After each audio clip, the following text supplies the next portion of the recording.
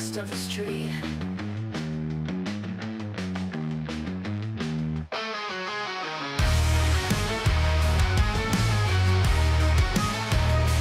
Red and blue colors pouring from the sky.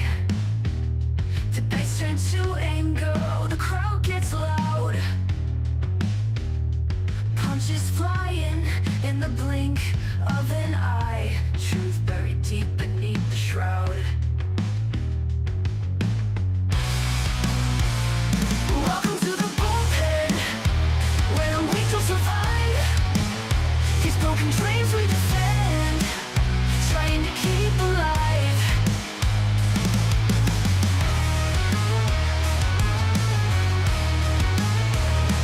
Faces on the screen, flashing perfect teeth.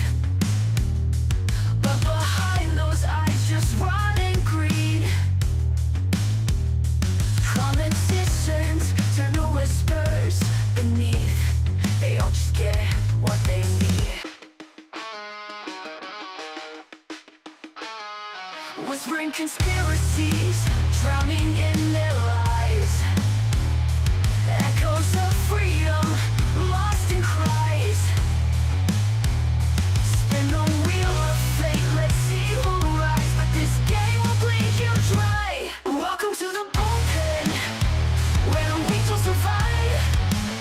These broken dreams we defend, trying to keep alive.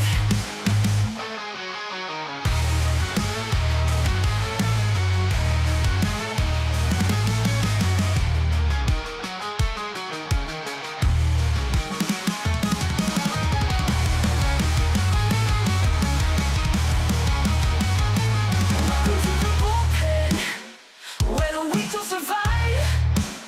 These broken dreams we defend, trying to keep alive.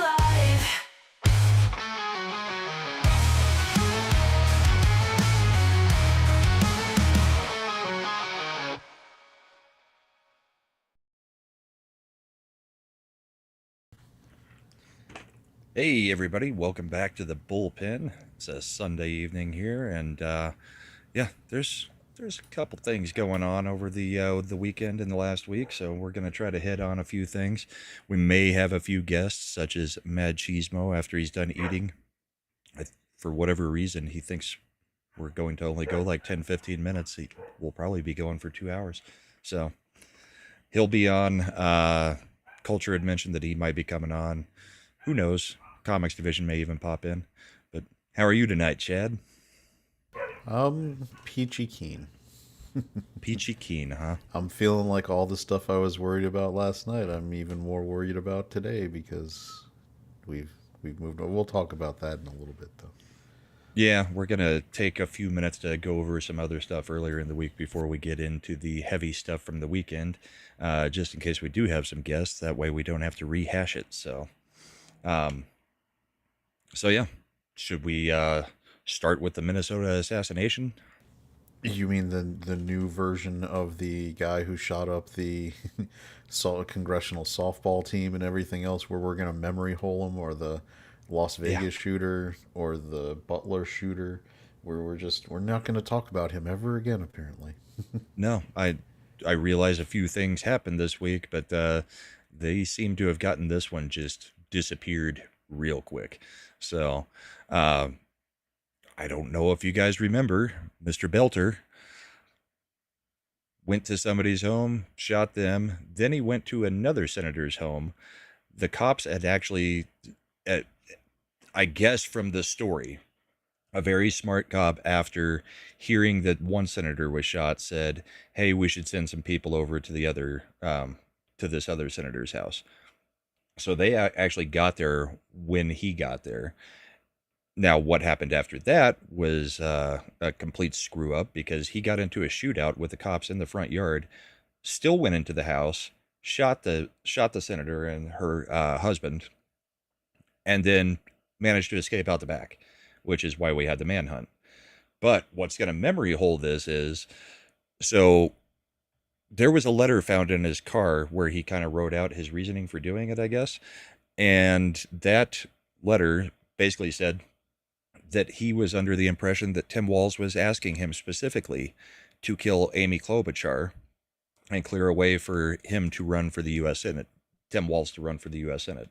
Or this guy's wife worked for Walz, and he had an appointment to a position under Walz. So seems like he's probably just completely insane, but who knows? But that's what he's claiming is Walz directed him to do some of this stuff. So what's your take on that one?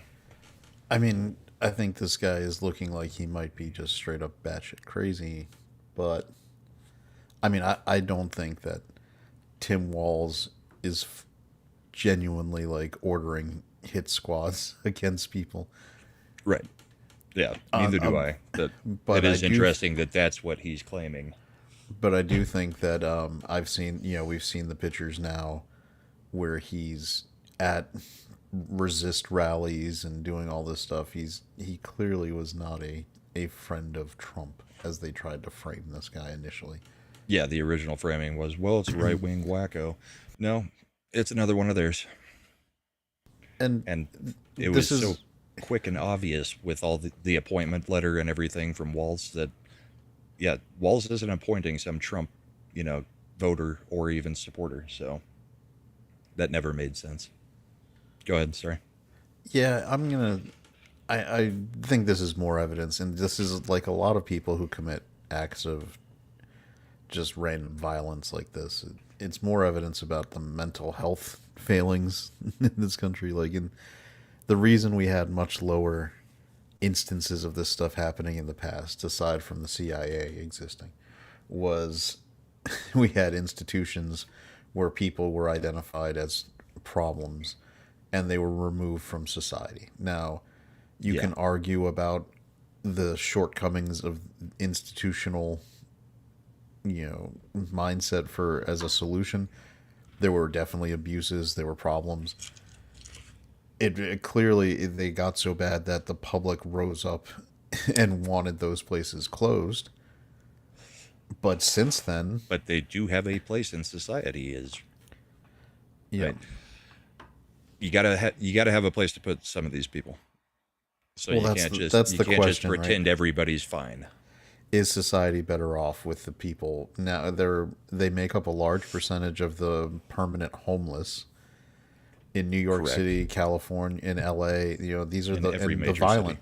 And I would even make it a step further, the violent homeless, more specifically, the violent people. Now, this guy wasn't homeless. The ones that are typically ranting to themselves while walking down the street and lashing out at people? Yeah. Yeah. Now, there's a lot more questions about what was going on with this dude because in addition to not being homeless and apparently having executive level roles at different corporations, he had been appointed to boards in Minnesota. He had a wife with 5 children. She was somehow involved with this, where she was on the run with passports and money and things. Yeah, she had stuff ready to go. There's a lot of weirdness there. So, and then you've got the weird supposed best friend / roommate, which I still do not understand any of this part. Which is so this guy's claiming to be a roommate of the dude. He's got some crappy little house. Where were the wife and the 5 kids? It didn't sound like they were living in that house. It sounded like this dude and the Papa John's delivery driver were living in that house as roommates. So there's a lot that's weird that they still haven't squared any of it, and I don't know that we're going to hear any more about it. Yeah, I mean, if I was a betting person and this was on the market, I would, and we could get definitive evidence to determine one way or the other, I would be putting my chips more on some sort of controlled agent. Sure. Maybe glows a little bit in the dark, and that's how they could see him. Before I would say just complete batshit crazy. This would have, if we were putting on our tinfoil hats, this has more hallmarks of MK Ultra kind of stuff than it does someone who is a permanent homeless underclass of committing violence, like the people who throw people in front of subway cars, subways, do that. That's, or the ones that Daniel Pear had to put into chokeholds because they were violently threatening people on a train car. That is what you would normally see when it's people who are long-term untreated mental health cases. This guy was functional for a long time. Planned Like, this out. we're talking into, I mean, he's what, in his 50s? Maybe? Probably I- somewhere he- around there, having 5 kids, and from the look of them, late 40s, 50s, something like that. It's not people who develop like schizophrenia and psychotic breaks and things like that. It usually registers much earlier in life, right? It would be the rare case that someone develops that kind of psychosis randomly in their 50s. He also did, in the letter, say that he had been trained by the U.S. military off the books. And that's where he had also said that Waltz, who is not running for Senate, had asked him to kill Klobuchar and others. Yeah, So I mean, there's a it's lot all, of weird stuff. all a little strange. The letter, along with the No Kings, flyers that he had ready to go, I think we can definitely say that he was definitely not one of ours. But the other thing about it, though, maybe being an MK Ultra type thing, is it was planned out. I mean, he went and got the mask. He had the weapons. He went to the one house and posed as a cop, got in, shot them, then went to the next house and was going to do the same thing. So it's not like it was just a fit of rage. He just decided to do this all of a sudden.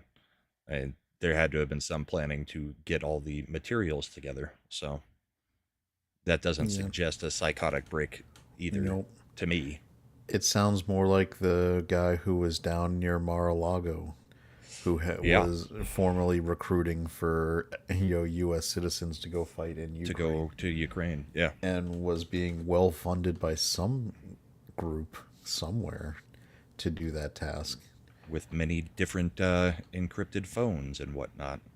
And But we thought don't hear that- anything about him either. Or Yep, Crooks. and he thought he had a very strong lead on shoulder-mounted rockets to be able to deal with Right. that. So, it's suspicious. But weird. it's just more political violence in the country. And again, seems to come from the left more often than not. And the rhetoric that they're using is fueling all of this, just like it did in the LA stuff. If you noticed, not many problems in LA after the National Guard did move in. I mean, it No. kind of calmed down to a degree. To a degree, except for the Dodgers deciding they needed to step into the fray, which was a little Yeah. weird. Well, the Dodgers and some idiots at the LA County Sheriff's, and this will be more part of the story later, but I don't know if anybody caught this tweet before it was quickly taken down earlier tonight. The LA County Sheriffs, our hearts go out to the victims and families impacted by the recent bombings in Iran.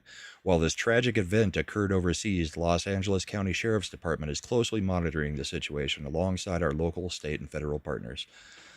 So, more tone deafness out of the left. LA, I don't know what they're all on down there, but anytime you could possibly side against the US with somebody else, they do it over and over and over. Now that tweet got taken down pretty quick, but how does that get through? Because social media is usually run by one Moron. intern in their mid-20s who's probably, in this case, if it's LA County Sheriff's Department, they're probably a UCLA or one of those. Right. They're An they're intern, probably knee yeah. deep in it, as an intern, and they're just doing it. The So, victims and families impacted by the recent bombings. So the nuclear reactors victims or families? I We mean, haven't that's- heard of any casualties. That's broad enough to say that it could include what Israel's been doing to. I don't understand why they would even do it. So Israel's not targeting civilians. The Iranians are. Yeah. I didn't see anything going out saying we feel for the victims of Israel during the bombings. So maybe when there's two sides, the LA County sheriffs shouldn't say anything. Again, I mean, we're gonna get into it more later. Still don't know why we're in either way, but whatever. We'll get it. We're gonna discuss that because we definitely disagree on this issue. Yes, we do. So we could pivot over to. Let me find the Mar video real quick. Got to figure out where I stashed it. Well, while we're talking about California, actually, this is probably a better transition for the California stupidity of the people in charge of California. Yeah. We've got Kamala Harris pretty much deciding she's going for it. She wants to be the next governor of California. And Gavin Newsom is term limited, so he's definitely gone and out. So who do you think she runs? Like, who's challenging Kamala? Nobody at this point, because in their minds, she's still the front runner for 2028. So does Schwarzenegger come back and make his political comeback? It seems like he might be laying the groundwork. He can't. He was term limited out, so he can't go back in. See, I always think of it from the frame from Virginia. For as long as it's non-consecutive, they can do as many terms as they can win. I guess that could be the case in California. I don't know California law specifically, but typically term limits are so that you can't do that. But at least I guess there could be something in California that's crazy like that, because they're crazy like that. Also, before we get too far past it, yesterday apparently was J.S. Pena's birthday, so happy birthday, bud. Happy birthday. Not going to lie, yesterday's news was not how I expected my 24th to go. Yeah, we'll talk about it. Okay, so let's bring up Bill Maher talking about The View and just the general craziness on the left.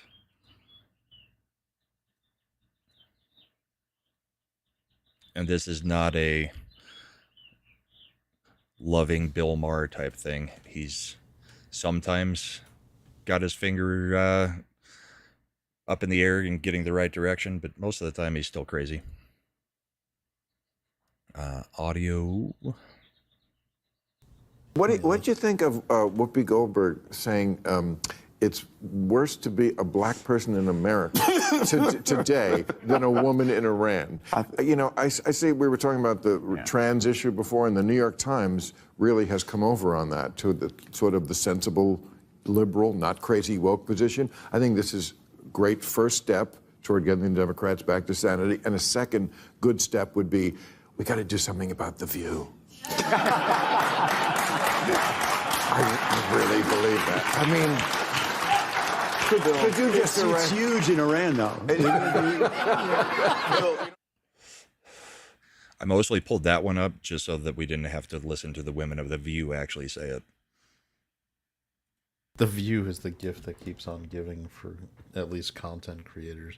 Well, that and Margaret Brennan, or whatever her last name is. Go ahead. Well, I was going to say the crazy, whether it's Sonny Hostin making crazy non-legal defamation takes. Right. You got Whoopi Goldberg saying batshit crazy things like that.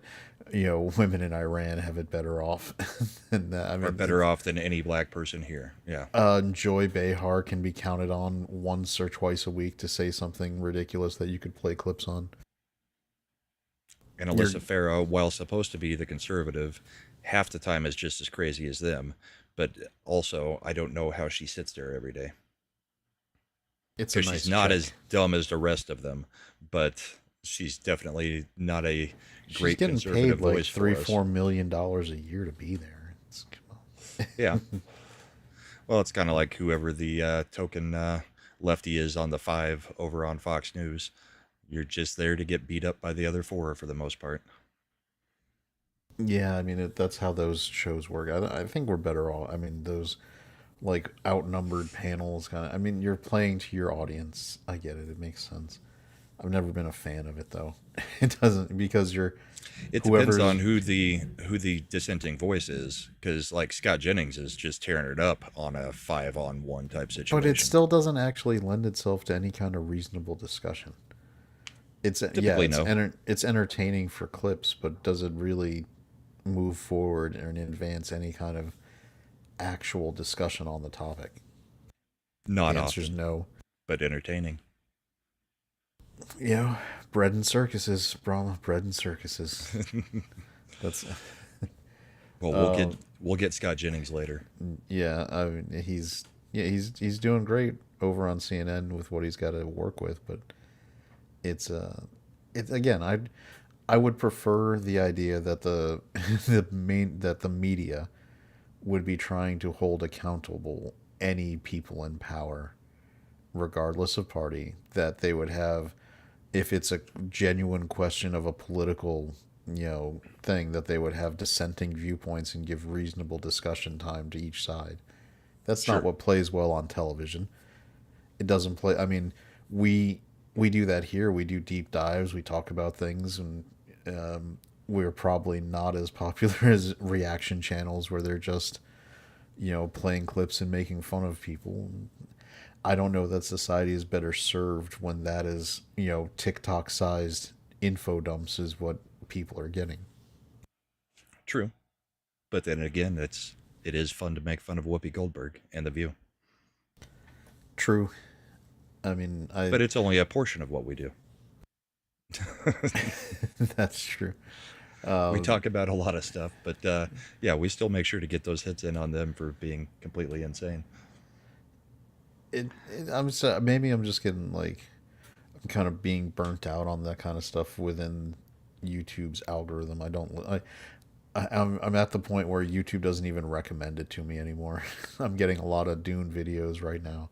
I'm getting videos about like our stuff, longer form things, but luckily I think I've filtered out pretty much all the reaction channels. They Yeah, don't. what I don't like is the reactions to, like, if I want to watch a Charlie Kirk video of him, doing something at a campus, I don't need to have it be recommended through 20 reactions watching the same Charlie Kirk video and telling me what they think of Charlie Kirk. It's like, I'll just go watch Charlie Kirk. It does get a little bit old on that stuff. But I think most of mine are out of my algorithm too.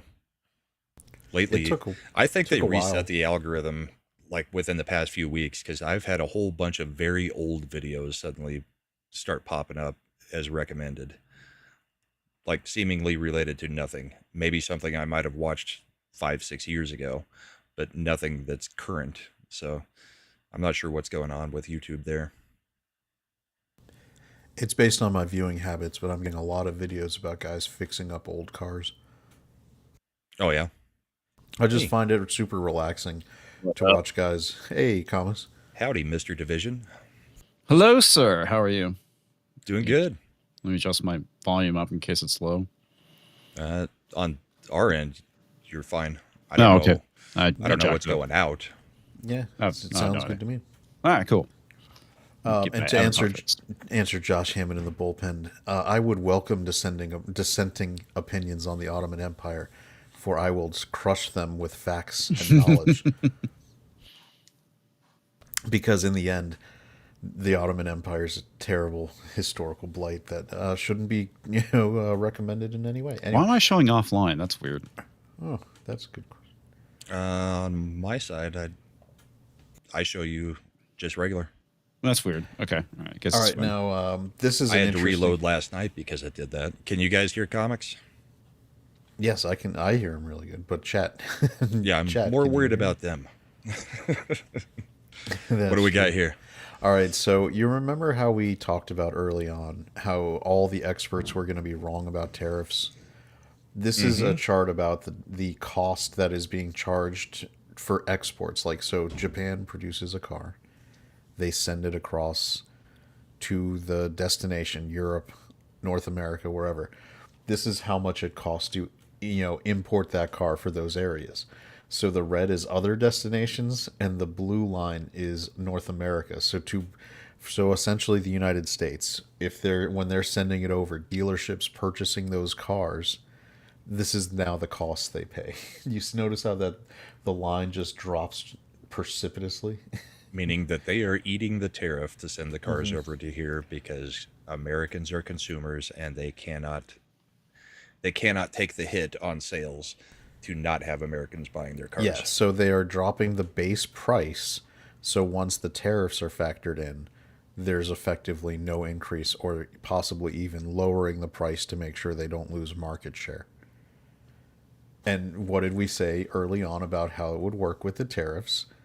That this is exactly That they're what gonna they eat would it. do to maintain access to the American market and keep market share. It's very similar to Saudi Arabia with oil. Saudi Arabia for years through OPEC would fluctuate oil so that when needed they could maintain market share, which is the most important thing for them as a country. It's almost like we did this in the first Trump term, and it's exactly repeating what happened because people make rational economic decisions.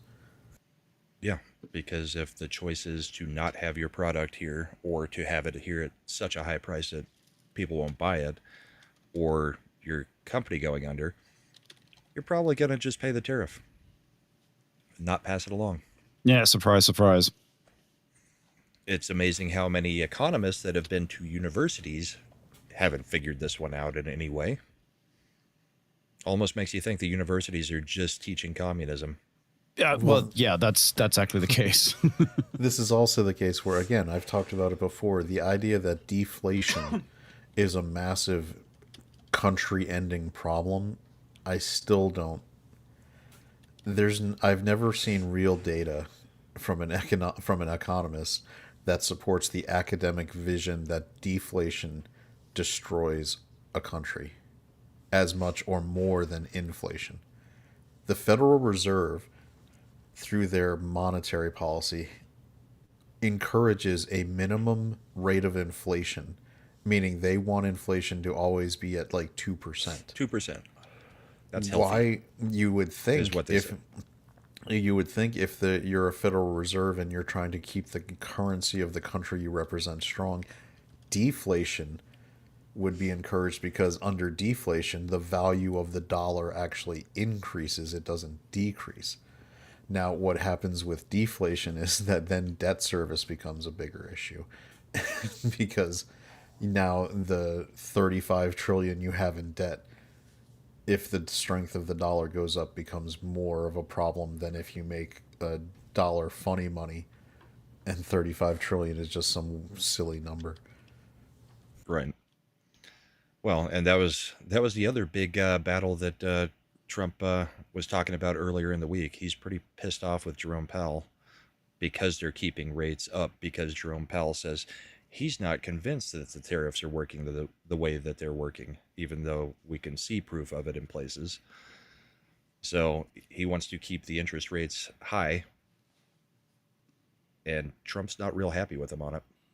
He called him out a few You think times. that's deliberate sabotage? I think they've been known to do it before. I would agree with that. Powell lowered the rates 60 days out from the election on purpose to try to juice the economy before try to people help. voted. Yeah, to try to help the economy right before the vote. And things have only gotten somewhat better in the past few months. So if you were lowering them then, why would you be keeping them higher now? His logic at the time was, we've beaten inflation, so we can go ahead and lower rates.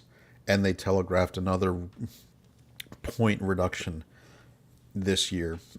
So when all the data shows that there's been no inflation beyond what they wanted, in fact, there's been lower inflation than their target, you should be cutting rates.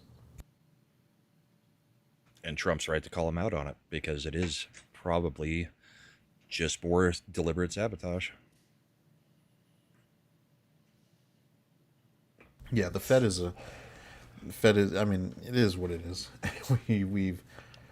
We're not, I mean, unless I don't think there's any possibility of the sweeping change to actually eliminate the Fed as we should, or move the dollar back to a gold standard, or any of those kinds of things.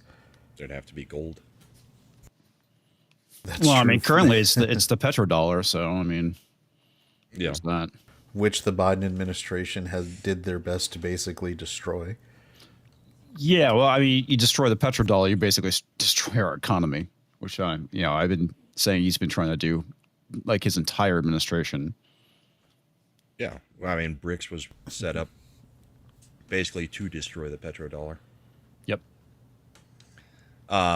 Before we move on to the bigger things, I did have a video I wanted to play for you guys from California, since we were talking a little bit about California earlier.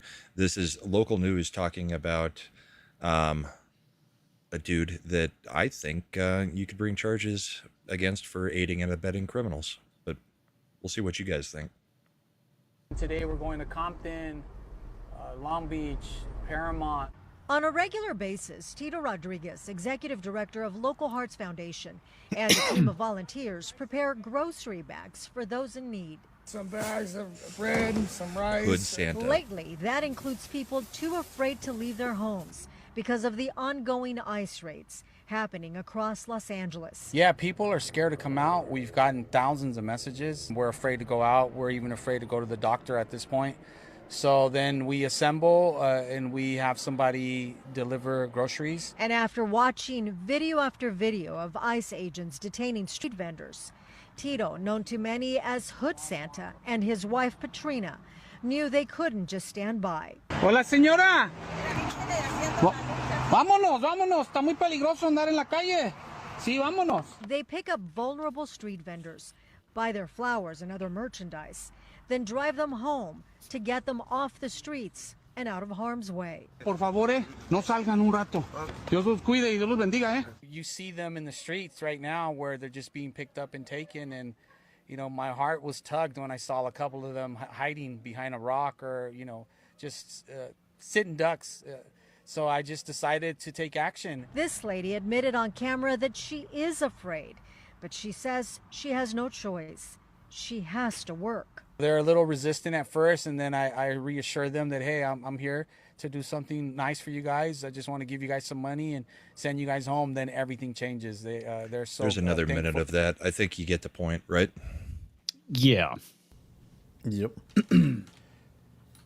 There is another That's trend that garbage. is going on as well that kind of plays into this. So people on the left that are upset with ICE, on the Waze app, the navigation app, they are now labeling anytime they see an ICE vehicle or anything happening with ICE, they're labeling icy road on the Oh God. on the app so that it tells people that ICE activity is happening in the area. So, I kind of beside myself on this nonsense. It's like, I understand these people are trying to do what they think is right, but it's like, come on, these people came here illegally. This is like my biggest issue when they lead in with the whole, oh, immigrants, they do less crime than American citizens. It's like, yeah, the ones that came here legally probably legal do. ones. Yeah. But the first off, they came here illegally. So they already broke the law. This is retarded. yep. And Chad, you had made a point when we were talking about it backstage about the J6ers. Oh, yeah. if you can J6ers. charge them for Jeez. things, then you can probably charge these people for aiding and abetting. They You could find a charge yeah. for these. Well, these no, people. you could even use the law about that you'd used on a lot of J6ers was interference with police, federal officers, Right. in the operating their in activities. the commission of This is it's a modified kind of like obstruction kind of thing, but there's no reason their actions couldn't qualify under the same, and you could arrest them. They're providing logistical support to functionally impair the federal officers in their attempts to do their job. That, I mean, it's a little It's bit no of an different than the expanded judges reading, letting but them yeah. out of the back of the court. Right. Yeah. It's giving them a heads up or a head start to get away. Or in this case, the guy was delivering food to anybody who is unable to come out of their house because they might be picked up by ICE. Well, it's like that's going to stop ICE from showing up at their house and taking them. True. That's a retarded take. I I mean, I mean, he's just trying to keep him out of the Home Depot parking lot at that point. Pretty much. Right. And that's I understand he's what he making said it, in the video. Yeah, I understand the fact that he's trying to make things a little bit more difficult for ICE, but it's not like ICE can't show up at these people's house and say, hi. You're leaving. I would still want to make an example. If you're going out of your way to impair official activities, now you're going to probably, in this case, it would be prosecuted within the federal district courts of California because of the location of the crime. There's a possibility that you would get jury nullification, where the jury that assembles is just going to not prosecute him, never convict him for that kind of thing. Probably. Which is the exact opposite of what happened with January 6ers. They were not allowed to move the venue. They were not given fair shrift, and the jury paneled, panels for all those people. They were just rabid anti-Trump people because it's coming from DC. The conviction. Well, and they rate were is, like, detained unheard of. for a ridiculous amount of time without having the actual trials. So, Exactly. Yeah. Speaking of somebody who's not being detained while they're waiting for their trial, we got word today that our favorite Maryland man gets to not have to be detained while waiting for trial because, in the opinion of the federal district judge, he's clearly not a flight risk, and his due process should be honored. Yeah. Whatever. Abrego Garcia. Yep. I think ICE already said, okay, if local law enforcement isn't going to detain him before the trial, then we are. Yeah, it would be the definition of a flight risk, so to speak. He is a foreign national accused of a crime under indictment. He should be the classic flight risk example. But the judge was very keen on making sure we are being exhaustive about preserving his due process rights. Let me ask you: do you think any J6er was allowed to be released while they were waiting their trials? No. No. They had SWAT raids on their home. They were brought into custody, and then they were brought to the DC jail, where they were put in solitary confinement and held there. And when their lawyers went to the courts to say these people are not flight risks, that you can put ankle monitors, whatever, the judges to a person were like, no, they get to stay. This is an 85-year-old grandfather of 30, or grandmother of 30. She's not a flight risk. Too bad. Which is why I really wish we were focused on fixing things here instead of deciding to make other stupid choices we'll talk about in our next segments coming up. That's good. I was hoping we'd be talking about that. Clay, we only get whatever YouTube's sending over back here. I haven't seen anything get blocked.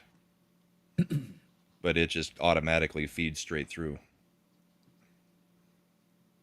So, don't know. And the Green Machine sends their chats. Rumble sends Everything theirs. except for the Twitter chat comes through, I think. Unless I Twitter think I'd did even start coming seen. through. I think I'd seen that X chats or X commentary did start showing up, but I just don't know how many people chat on the X side of things, because it's not comment. almost- It won't bring through the comments. It'll bring through the actual chat. So somebody actually has to be watching on the X feed and then have the chat window open too. One of these All right, days, Jen. maybe it will work. Yeah.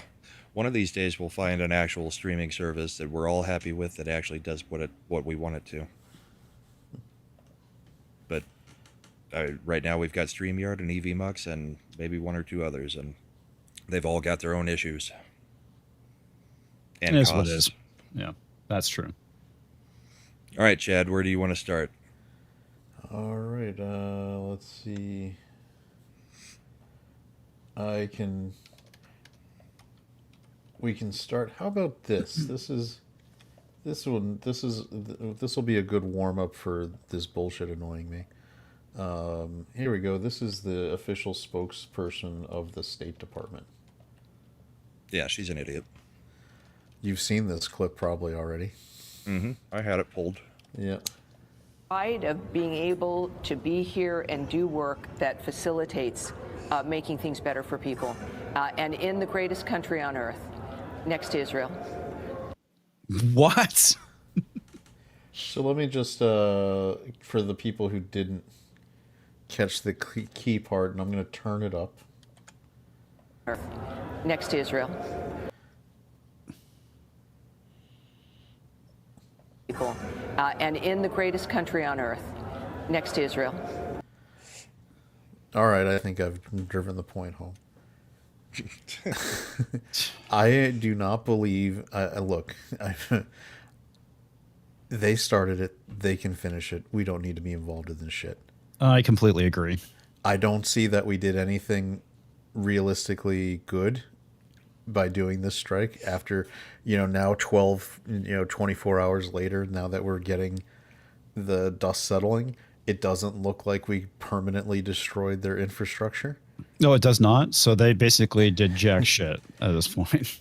It looks like they're they're still evaluating. Yeah, but they're they've peeled it evaluating. back a little bit. That's fantastic. Yeah. Now we've also got Russia through Dmitriev saying that we'll just give them nukes. We'll just give them warheads now. Oh, fuck off. And he was the former president of Russia. He's knee deep with the Putin regime.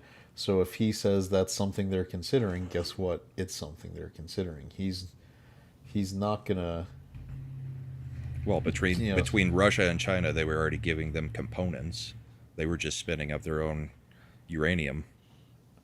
But between the fuel and everything else, they were already giving them components to do stuff. That's why things supposedly changed, is they had the components that within weeks, if they chose to, they could make a nuke. It wasn't that the centrifuges were spun up. That was part of it. It was that all the intelligence sources were saying, yes, they have the components. They haven't made one yet, but they have them. They could make one at any moment. It would take like 2 to 3 weeks to get enough put together to throw it out there. Yeah, and so here's the thing. If you really wanted to stop proliferation, this is now a tweet from earlier tonight by President Donald J. Trump. It's not politically correct to use the term regime change, but if the current Iranian regime is unable to make Iran great again, why wouldn't there be regime change? And then, I don't want to risk pronouncing that the wrong way. Make Iran great again. We'll just go with that. Yeah, he's done that. All right, there's a lot of things I love about Trump. There's a lot of reasons I really was happy voting for him. The idea that we should be making Iran great again is not one of them. No, it is not. That is so I infuriating. think it can be read two ways. What is the point? Yeah, I know. The I first think one is he's going to be calling pushing on him the to Iranian negotiate. people to do it. Well, I could give a shit. It's just going to make things worse. I'm sorry, but sometimes here's the best thing George H.W. Bush did in the Iraq War in 1990 was he left Saddam in charge, but neutered compared to where he was, because it maintained a strategic buttress against Syria and Iran and Saudi Arabia at the time, right in the middle of it. Nobody was strong enough to deal with it. If the mullahs get taken out, it's going to everybody happy day, good for them. Guess what? Immediately, some version of ISIS or the Muslim Brotherhood is going to run in there and take it over, or it's going to come from the other direction, and the Taliban is going to come in there and take it over. It is not going to be some the ship sailed in the 1970s when the Shah was deposed. Right. When this idea that Iran used to be the greatest, most free, country in the Middle East. Girls were being educated. They would wear bikinis at the beaches, blah, blah, blah, blah, blah. That ship sailed in the 1970s when he got overthrown. It's not going back. It's going to be like, it's just which flavor of really bad version of Muslim politics is taking that over after the mullahs are gone. You've got on the to the east, you've got the Taliban. To the west, you've got the ISIS flavors. Which one is it? Because that's what you're gonna get. I don't. Maybe I'm taking crazy pills, and somehow regime change in a Muslim country will magically make it a functioning democracy when it's never happened in the goddamn 30 years we've been trying it. But who knows? Again, maybe I'm just the one who's wrong. I just think Iran is a little bit different than a fully Arab country. It was not an Arabic country. And Well, I mean, in they're our Persian- lifetimes, they're a it Persian was a country. Persian country. Yeah. It is different than trying to have Muslim Arabs do a regime change in a Muslim Arab country. I think Iran is a different situation. And Afghanistan was not there's an a lot Arab of people country? that are going to look at the Iraq situation in Afghanistan, and I get your point, but I think Iran could be a different situation because this has all happened within a lot of the Iranians' lifetimes. 79 was not that long ago. Brahma. It's not people that have lived under the boot of the Islamic regime for their whole lives. When the person you're with keeps hitting you and then bringing you flowers and telling you they're sorry and it'll be different this time, it's never different this time. It's not an Arabic country. Neither was Afghanistan, Brahma. And we're asking them to stand up. Afghanistan for themselves. Afghanistan wasn't Arabs either. I'm not talking about Afghanistan. I'm talking about the Persian people in Iran. We're asking them to stand up for themselves. Hold on. Your argument is that because it wasn't Arabs this time, it'll be different. Afghanistan wasn't Arabs either. I think the issue here is that we're trying to bring freedom to people that don't want it. Iran is Islamic too, Brahma. They might be Persian by ethnic group, but they are Muslim by religion. Indeed. Like, they're Different flavor. Yeah, but that's like all right. Which way do you want? Do Either you want way, to hang like or do I you want to said, be shot? Either way, like I said, I've said it last week. I said it last night. And I think this is the stance that they're taking. The only way regime change is happening is if either Israel does it or the people do it. There is nothing that has been said by anybody in our government that says we're doing anything more than what we already did. We went from let Israel do it themselves to we might be able to give them a little bit of support, but it's just up to them, to we're going to go ahead and run an operation where we bomb the nuclear facilities, to Trump tweeting about regime change, whatever context you want to put it in. We have speed run the neocon thought process, and we're like, I don't like it. We've got too much other shit we should be working on. Now, I do believe that there is the possibility that this was part of a side deal with the neocon senators in the Republican Party to get his big, beautiful bill passed. Because they have got such a goddamn hard-on for Iranian war that they would go ahead and pass these things if Trump, did this. Fingers crossed that's what it's really about, and that Trump isn't actually trying to do this. But I'm sorry, Trump has shown right now, at least this week, that whatever he wants to do, and when I say he, I'm talking about Bibi Netanyahu, Trump has gone along with. And that's not a good look. See, that's not the reports that I've seen. Really? What does the it look like reports they were haven't that done? Trump specifically asked Bibi to clear the airspace in Iran so that they could take out this facility. I have even got the reports or the reporting on it. The whole thing was after Israel had already started. Trump said, "Okay, clear out the airspace. We're going to go in and take out that specific facility." Mm-hmm. And that's all we're doing.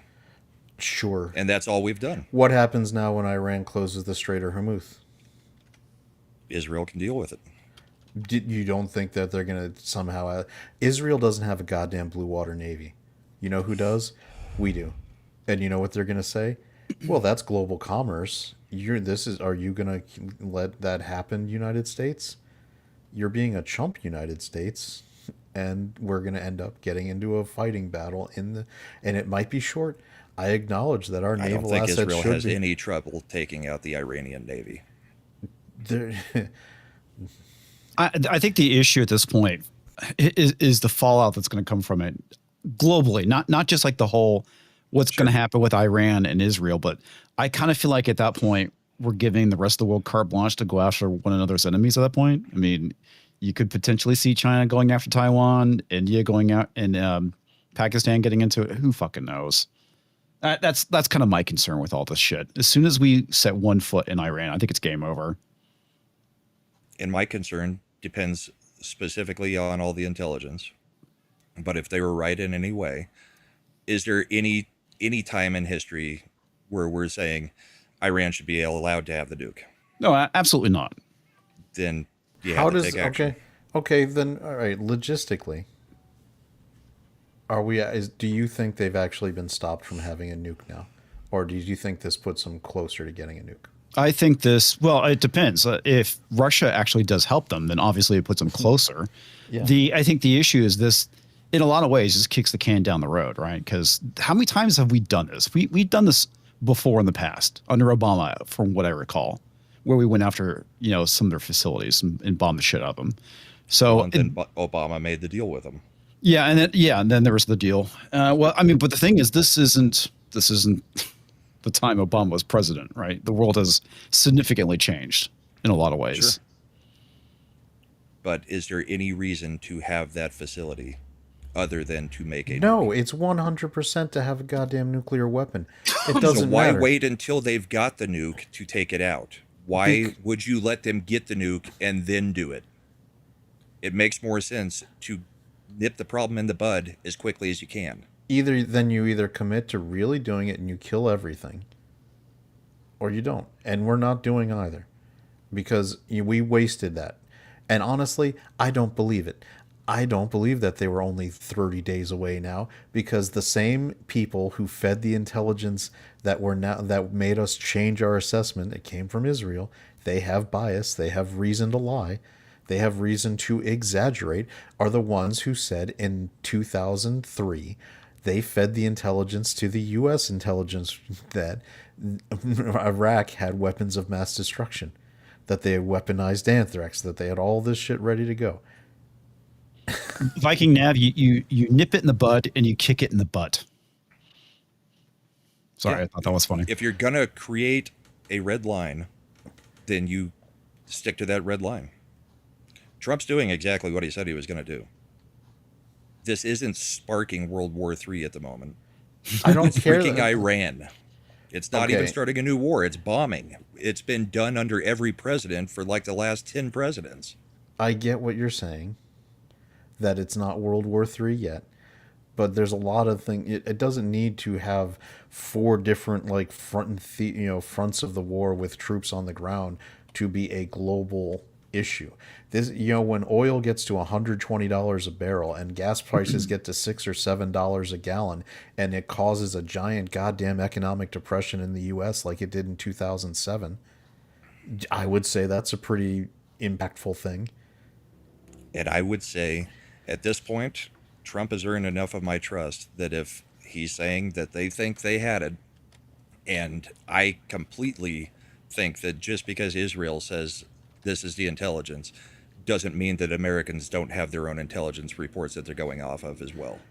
And the American So intelligence if you assets had have to been take- so right the last 35 years. A global issue is Iran having a nuke also. And when Russia gives them a warhead now, because the lesson that we learned is if you're North Korea, you get friendly letters. And if you're somebody who doesn't have a bomb, you get airstruck and possibly Gaddafi'd. So what do you think all the countries of the world with dictators are going to want now? They're going to want the actual The same bomb. thing they've always wanted. Well, yeah. Okay, this isn't new, Chad, because like one of Saddam's sons, before he was killed, told the Middle East basically develop a nuke. That way it gives you a bargaining chip with the U.S. Uday, I think. Yeah, it was Uday. That's right. Forgot his name. All And right. they've always wanted nukes. I mean, Yeah. that's kind of the general nature of them. Yeah, and I understand. Like it's I'm not a fan of the idea of Iran having nukes. Oh, neither I am I. don't I don't think what we I don't think did any of us are. actually I don't think it actually delays that process. I think it accelerates it. That's what I'm saying. I It think depends this, on the intelligence. Well, I say it depends on the intelligence, and it depends on what Russia does. I mean, so there's if Russia, Russia's going to do what basically- Russia's going to do either way. Russia I was know. not going to give them a friggin' warhead till this because now Russia is significantly invested in the current regime in Iran. They are the major producers of their drone and medium use missiles that they use, that they've been especially using in Ukraine, more specifically the drone technologies. Russia wants to keep that flowing. They could provide a warhead. China is the primary buyer of Iranian oil. They get a shit ton of Iranian oil and they get it discounted by from the Iranian regime because they do it by avoiding international sanctions that have been on Iran for a long time. But China sends ghost vessels, they don't run with transponders and such, to make sure that they can get more oil than they're supposed to be getting under the sanctions regime. There is a triangle of trade and reciprocal need that is existing within China, Russia, and Iran with the current Iranian regime so that they would have no reason to not want to maintain that regime. And the global lesson right now is that it is the North Korea versus Libya. So if they bring them a warhead and Iran actually has a warhead, then everybody will back off versus, when they don't have it and it messes with the interests of Russia and China. We picked a fight that we didn't need to. Israel was already doing it. They had already started it. They said they were fully capable of doing it. So let them do it if that's what I don't care. I don't need to be involved. And I see all the people disagreeing with me. I know this is very divisive because some people have very strong opinions. That's why we're having the talk on the show. Yep. Me and And I Chad don't learned- always Yeah. agree Yeah. on everything. I learned the lesson the hard way. When I was younger, 9/11 was very impactful. I saw it happen. I saw, I was pro fucking everybody up who did it. I fell hook, line, and sinker for preemptive war against Iraq. I had friends die. People I knew went to Iraq, got killed in these forever wars, and we got nothing reasonably accomplished for U.S. interests out of it. All that blood and treasure was sacrificed for no lasting good reason for that global war on Right. terror. And I'm seeing the same thing happening again right now. And the issue, it sounds all great. We're just doing a targeted strike. We're not going to do anything else. And if that's it, I'll admit I was wrong and say, good, we got out of it. hey, Chad, we're just sending military advisors over. It's no big Yeah. deal. That's going to be the thing. Yep. I've got more trust in Trump, Vance, and Hegseth that what they're saying that they're doing I is do what as they're well. going to do. I think the issue, I was talking to Nina about this. I think if you know what you're doing, and this is something that I know that Tim Pool has brought up, is that Trump is actually kind of easy to manipulate. It's all about him, wanting to be popular, well respected, et cetera, et cetera. And this is the lesson the Democrats have never learned. But if people basically say, hey, they gave him the speech, you'll be welcome as a hero. You'll be people will love you because you will be the great liberator of Iran. Maybe, I don't know. Maybe he'll buy into it. Maybe that's the reason why we're in this position. I'm not sure. But that's my take. Yeah. I don't know.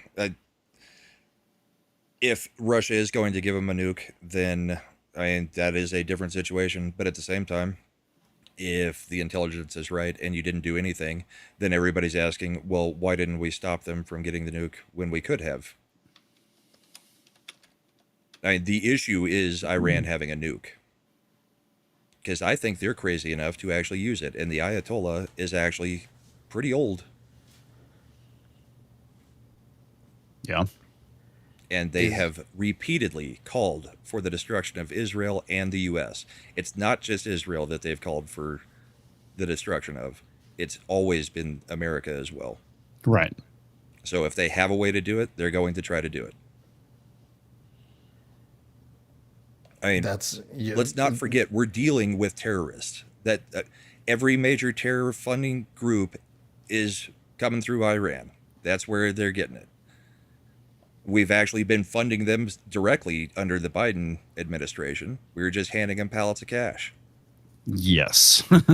You don't We have. deal with terrorists like that. You smack them in the face.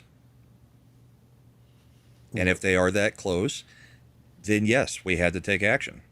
There are consequences from that action, but there was going to be consequences either way. Either they had a nuke, or now they may be getting a nuke.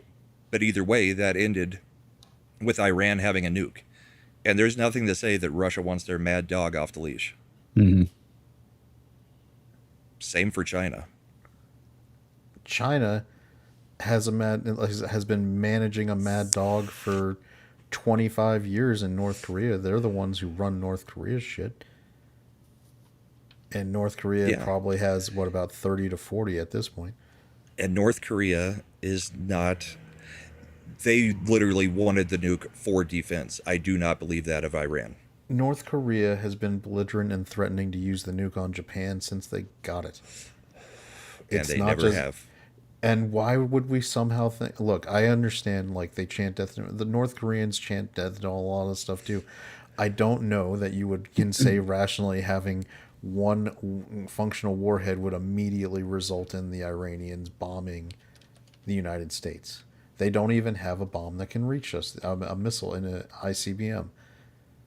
What is the, like, where is the stop? Like, technically, under the Nuclear Non-Proliferation Treaty that we're all signed to within the world except for a couple countries, specifically Israel is one of them, you are allowed to develop nuclear capability up to a certain point.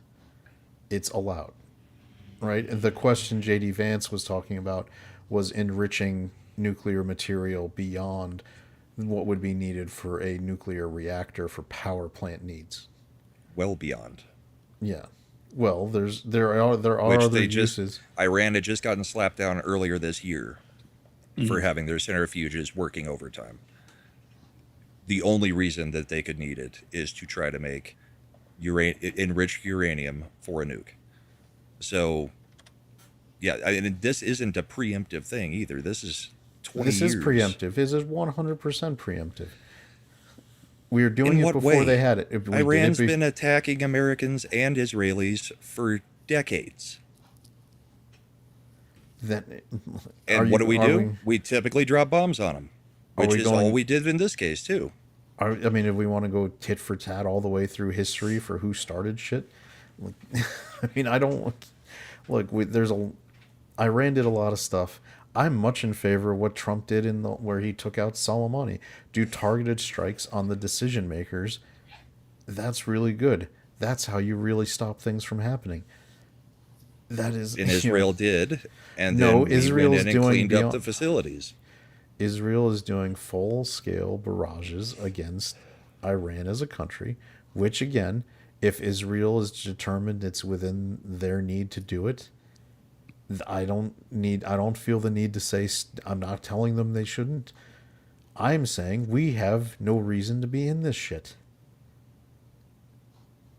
And again, it goes back to, can Iran have a nuke? And I don't know that this keeps them from having a nuke.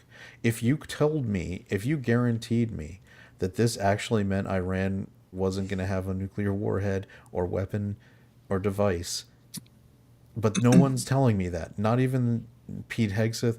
Now Trump is talking about their facility being obliterated. That's great, but no one is going on the record to say this, what we did will keep Iran from having a nuclear weapon. I don't think they can go on the record until they've actually confirmed things. I mean, we're talking about something that happened last night. And not having thousands of centrifuges hidden underground is probably a setback. I still don't know that we actually did anything to that facility. I know because we haven't had anything that really confirmed it. We have aerial photos that look sort of the same. I've seen experts saying that the pattern of the damage looks like it didn't penetrate deep and do much damage. I've seen people who are saying it clearly means we destroyed the whole thing. They built this stuff into a mountain. It's the same thing that we do in the U.S. I don't know that our bunker busters took out their facility, because the bunker busters we have allegedly are effective to about 60 meters, and they were building stuff down like 90 meters. Is where they Okay, were what housing happens if things. you? Because I thought they basically dropped a full payload of bunker busters on those facilities. We dropped a total of 12, I think. Okay, on each or just Two, to- it was either across all three So- sites. okay. I think all the bunker busters were only at the mountain. We used regular ordnance on the others because they were already damaged. Oh, okay.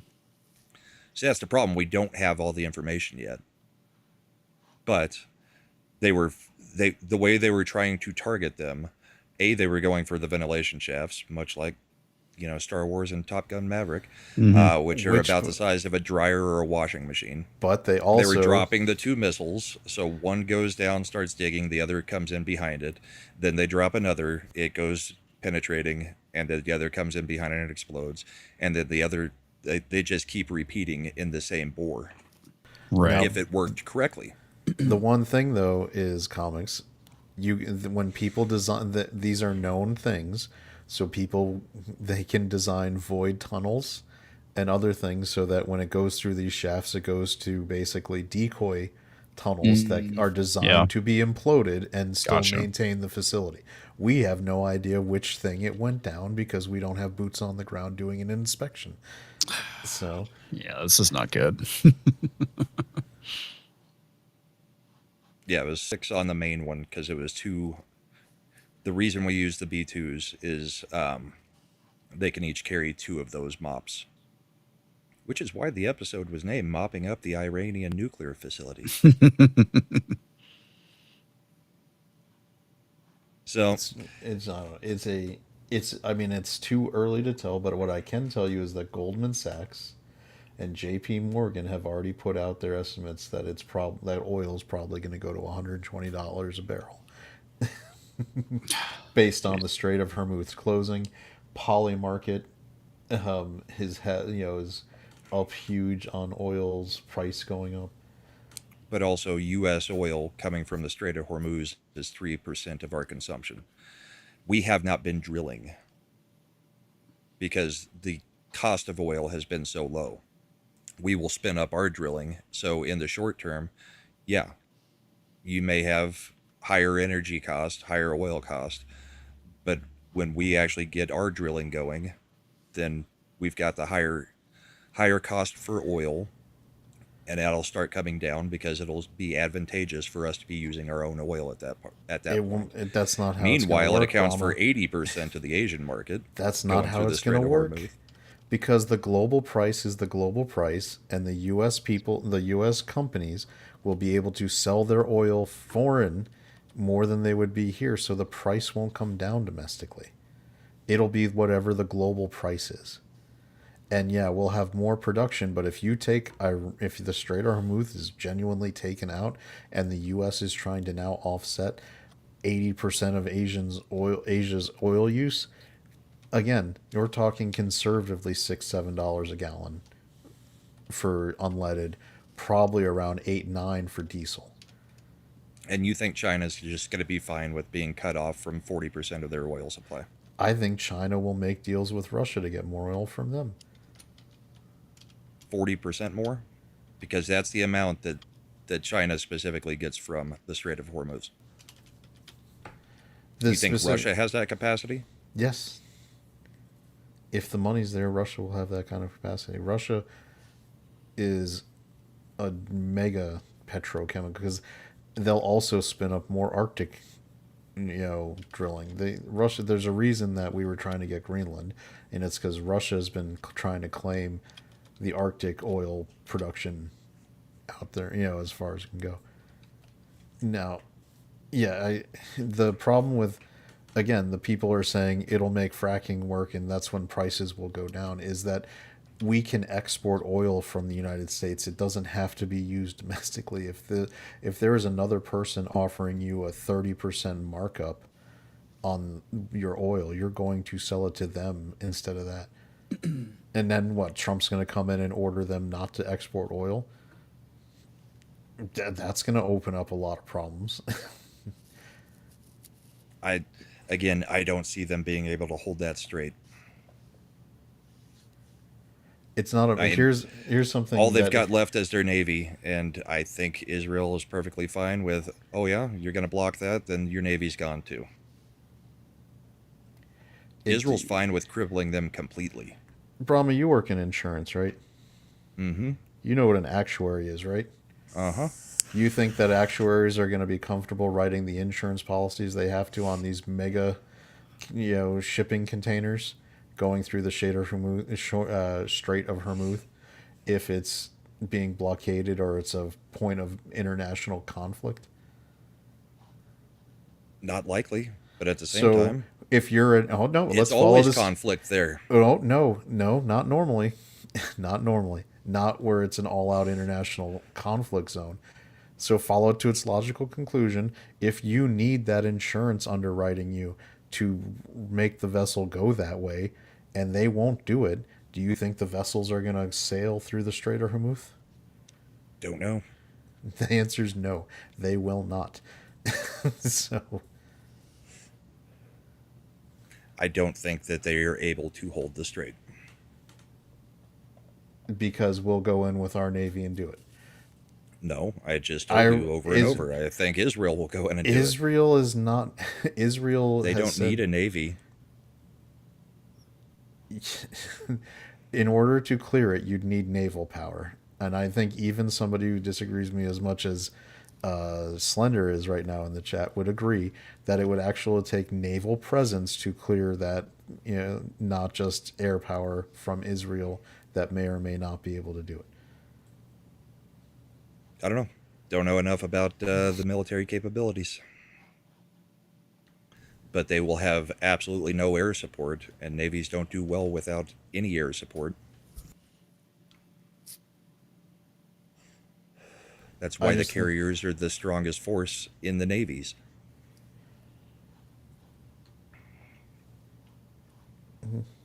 Now I just want to make a gay joke about the Navy. Right. The monkeypox carriers. Yep, monkeypox carriers. The Gavy. We've got, what, 3 groups there right now? With the Nimitz arriving last weekend? I thought it was 2, but yeah. I think with the Nimitz arriving, I think it's 3. Culture Casino, welcome to the show. Hey, thanks for having me. Have you been listening? Yeah, I was able to catch up with you guys. I was working out in the greenhouses, otherwise I'd have been here when you guys started. But the boss and I got everything cleaned up and ready for a new season. So cool. But yeah, no, there might be a lot of mop up on this, as I think you guys have suggested throughout. But I don't think whatever is happening is going to happen for very long. And I'm not worried about these quote unquote sleepers. I'm not worried about the rhetoric coming from the streets or any of this other shit. What worries me the most is that there is a perception out there that even under the new leadership of the Trump administration, we might have weakness and we might have compromised people in place. And I think that if we're going to be worried about anything, it's fighting the enemies from within than the ones that are without. Well, that's a very good possibility. Possible. I mean, because there's the street level crowd, and then there's the other people that are actually in Washington. That's an issue. Well, I mean, you know what? Here's something telling. Adam Schiff's bitching about not being notified, but hey, it was a successful operation, so maybe that's one of the reasons it was successful. With absolutely 0 leaks and not a shot fired at our planes. Which explains an awful lot, doesn't it? I mean, we've always known that we have compromised people within our own governing body. And if you don't talk to Democrats, that kind of narrows it down, doesn't it? Seems to.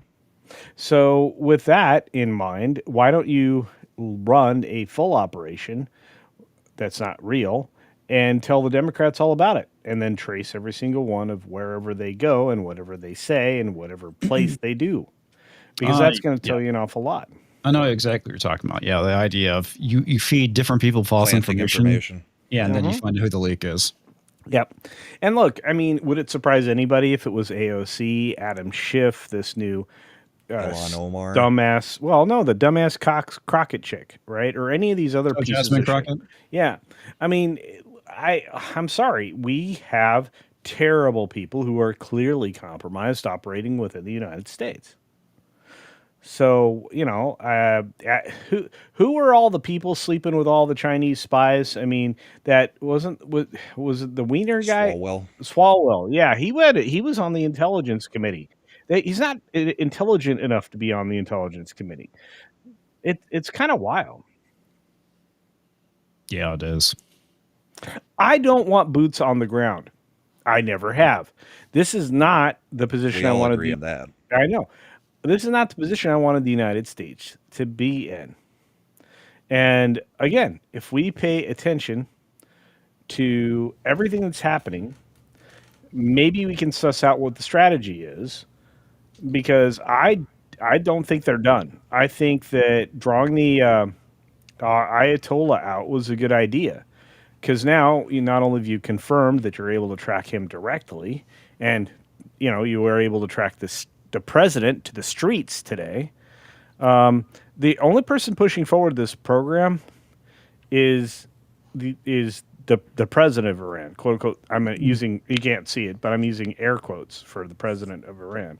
And look, the Ayatollah's regime is the only reason we do not have a more westernized democratic Persia right now, and we have this shitty ass country called Iran. No, I think the reason why we don't have a democratic Persia right now, or Iran, is because of the fact that we fucked it up in the 60s. It wasn't us.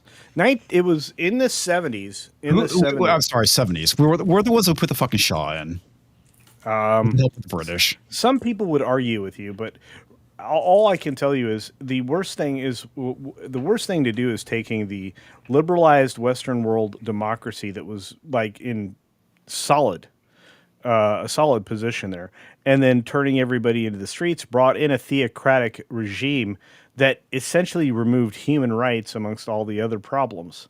When I'm looking at it, I'm like, the current regime has been a giant negative, and this is what we get for the attempts at world building. We need to eliminate regimes that have no interest in, morals or rights or any of these other things, and that's it. And let the people put in place what they desire. The biggest problem is we allow for the tiny little miniature dictators. What do they call them? Micro penises? No. The warlords. To have any influence in a region at all. And the only reason they have any influence in the region at all is because the CIA is selling them guns and other types of weaponry. We have to stop doing that. This is an opportunity for, man, I hope I'm not saying too much, but I think she's talked about it publicly. People like Nina Infinity's family to return to the lifestyle they used to have there. You return the royalty that existed in the region at the time. You return to, a place where women can go to school and drive and do all the other things. We kind of talked about this. It ain't happening, man. It's not. I don't know if that's true. I think that ship has sailed, because this is one of the things I brought before. It's like you can't bring freedom to people who don't want it. But there's a large portion of that population that does. And there's a lot of them that remember it or have taught their children about it. Like I said, you never knew who's on the streets in places. But what you do know is that there's not a lot left between the people and the overcoming of a theocracy. And you eliminate just enough of the power structure there, and you immediately succumb to an entirely different type of governance. But that's neither here nor there, because I'm not about, regime change. I'm about the fact that I do not want American soldiers anywhere near there or the Ukraine. I want this little Ukraine piece of shit to suffer some kind of loss that he has to surrender and come to the peace table, because it's only because of all the compromised beings on the left and the right that we are in this piece of shit Ukraine situation still. I'm tired of it. Why the hell are we still there? I thought we're supposed to be over with that. Chad, why don't you tell them what Zelensky was saying last week? I remember what he was saying today. He needs $40 billion a year. Yeah, we're not doing underwrite that. it. Oh, Jesus Christ. We're not giving it. He's actually kind of demanding $40 billion. He can demand whatever he wants. He's getting jack all because he's fucking commie piece of shit. Oh, by the way, Simone Biles nuked her X account. A Okay. couple weeks after. Yeah, she's an idiot. Yep. Why did she nuke her X account? She went after Riley Gaines and got nuked. Oh, that's funny. And then tried to apologize, but the damage was already done to her reputation, especially after she quit in the Olympics. Yeah, she's a big quitter. Look, I don't want any part of this. I just do want to push back a little. Oh, good. The Iranian people are not going to, if the mullahs fall, I am telling you, it's either going to be Taliban to the right of them or ISIS to the left of them. One other flavor of Muslim Brotherhood is coming in and taking over. It's not going to be some free people. No country in the Middle East has overthrown their previous dictator and put in a non-theocratic regime. Can I suggest that maybe that's not always true? Can you name me one time it's happened? No, but I'm going to tell you I'm going to tell you right now that certain Middle East countries aligned with the U.S. have no interest in destabilization, and they have no interest in a additional warlord rising to power. I think they would much prefer a westernized democracy around them or in their very central midst. Well, I think honestly, sure, Jan, I really believe that Saudi Arabia is going to somehow come in and do that, and they won't get pushback from the other places around them, let alone Turkey coming from, I forgot, Turkey to the north, because Erdogan also has illusions of a grand caliphate. Erdogan. Okay. Because he wants to be he wants to be the new Ottoman Empire. Here's the biggest problem with anything from Turkey coming to reality. They are a bunch of turkeys. No, they lack in every other element of what it takes to level power over others. They really require everybody else to allow them to have any kind of power. When you take a look at the recent exchange of what do we say, hostilities in the region, we just got done with the Indians and who? Pakistan. Yeah, Pakistan. having a little fun there, and everything that Turkey and a few other interesting countries were providing were not sufficient to overcome what the Indians had in hand. Nobody's going to take Turkey seriously. I don't know that the Indians were necessarily winning or it had reached stalemate. There was plenty of reports about Indian aircraft getting shot down by their Chinese-made fighters that Pakistan was flying. So we'll call that one a push, because Pakistan is mainly supplied through China, not Turkey. Turkey would have NATO arms, and they're using Chinese-made stuff. Yes, except that they're passing NATO arms on to their quote-unquote allies, and they're all not American arms. Here's one of the worst things that we ever could have done. Allowed the UN to have any kind of weaponry whatsoever. Now I just want to make a joke, like a Family Guy joke, where you can't hug people with nuclear arms. Yes, you can. It's not real quick, because it was like 20 minutes ago. Deeple 101 for $1 on the Rumble side. I know we got some legit issues, problems with the targeted attacks on Iran. I just hope that the world is able to take a couple of deep breaths and relax. Yes. Also, I have provided memes to Chad's X post. I will say this. Sorry, Deeple. It took a little while. Yeah, sorry.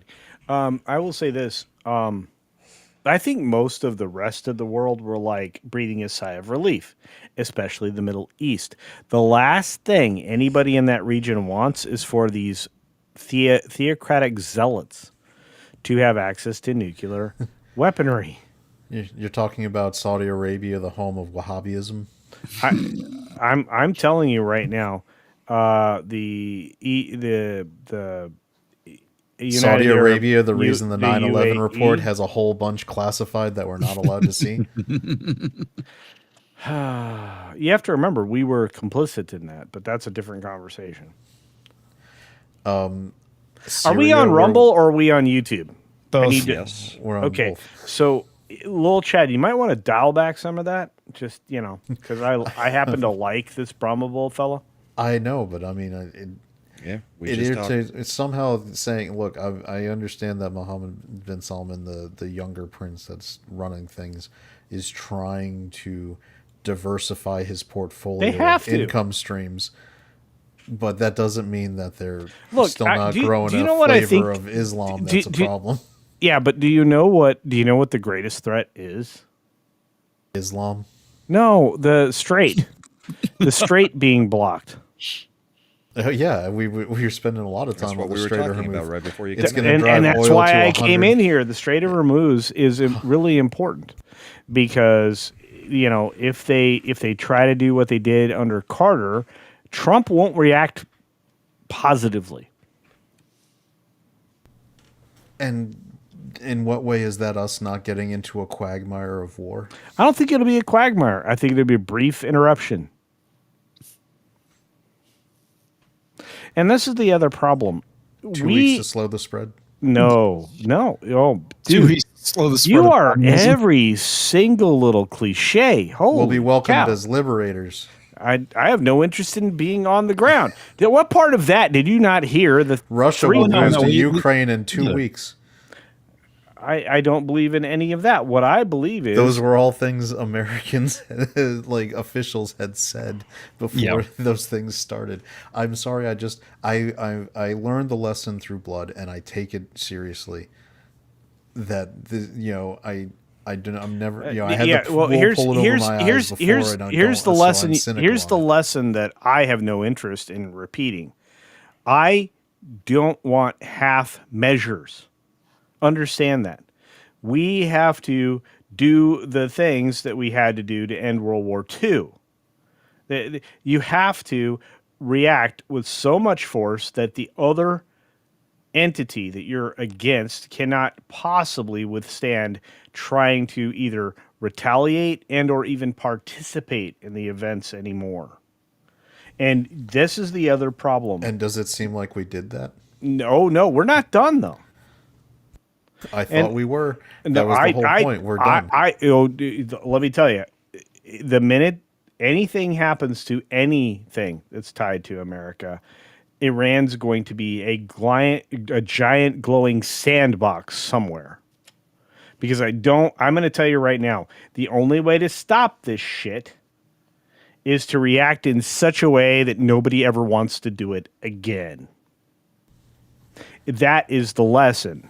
Or And is the lesson that you need to get a nuclear weapon faster and more secretive? Oh, you know what? Let me ask, I'm just asking. Vulture, He's not wrong. when have we bombed North Korea? Not yet. But Now, why haven't we bombed North Korea? Let me finish. No, not no. yet. This is important. Why No. and why is that? I'm trying to Vulture? answer the question. You just keep interrupting me. Okay. We don't even know if what they say is true. We don't know if they can even deliver a payload anywhere that we would care about. What we do know Well, I mean, is at this they. point, I think we Oh do my know that they God! can. No. Okay. We know they can right now. I love being interrupted. Well, you're trying to. I was not done talking. Okay.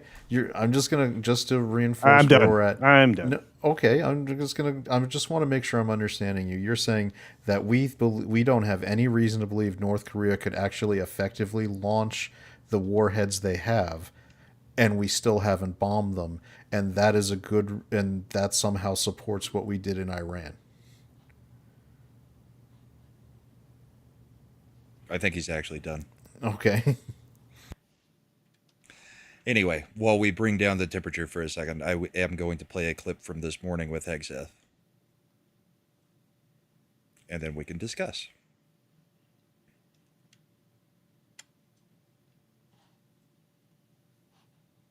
Of almost any American if you had an opportunity to watch it in real time. And I think Tehran is certainly calculating the reality that planes flew from the middle of America and Missouri overnight, completely undetected over 3 of their most highly sensitive sites, and we were able to destroy nuclear capabilities.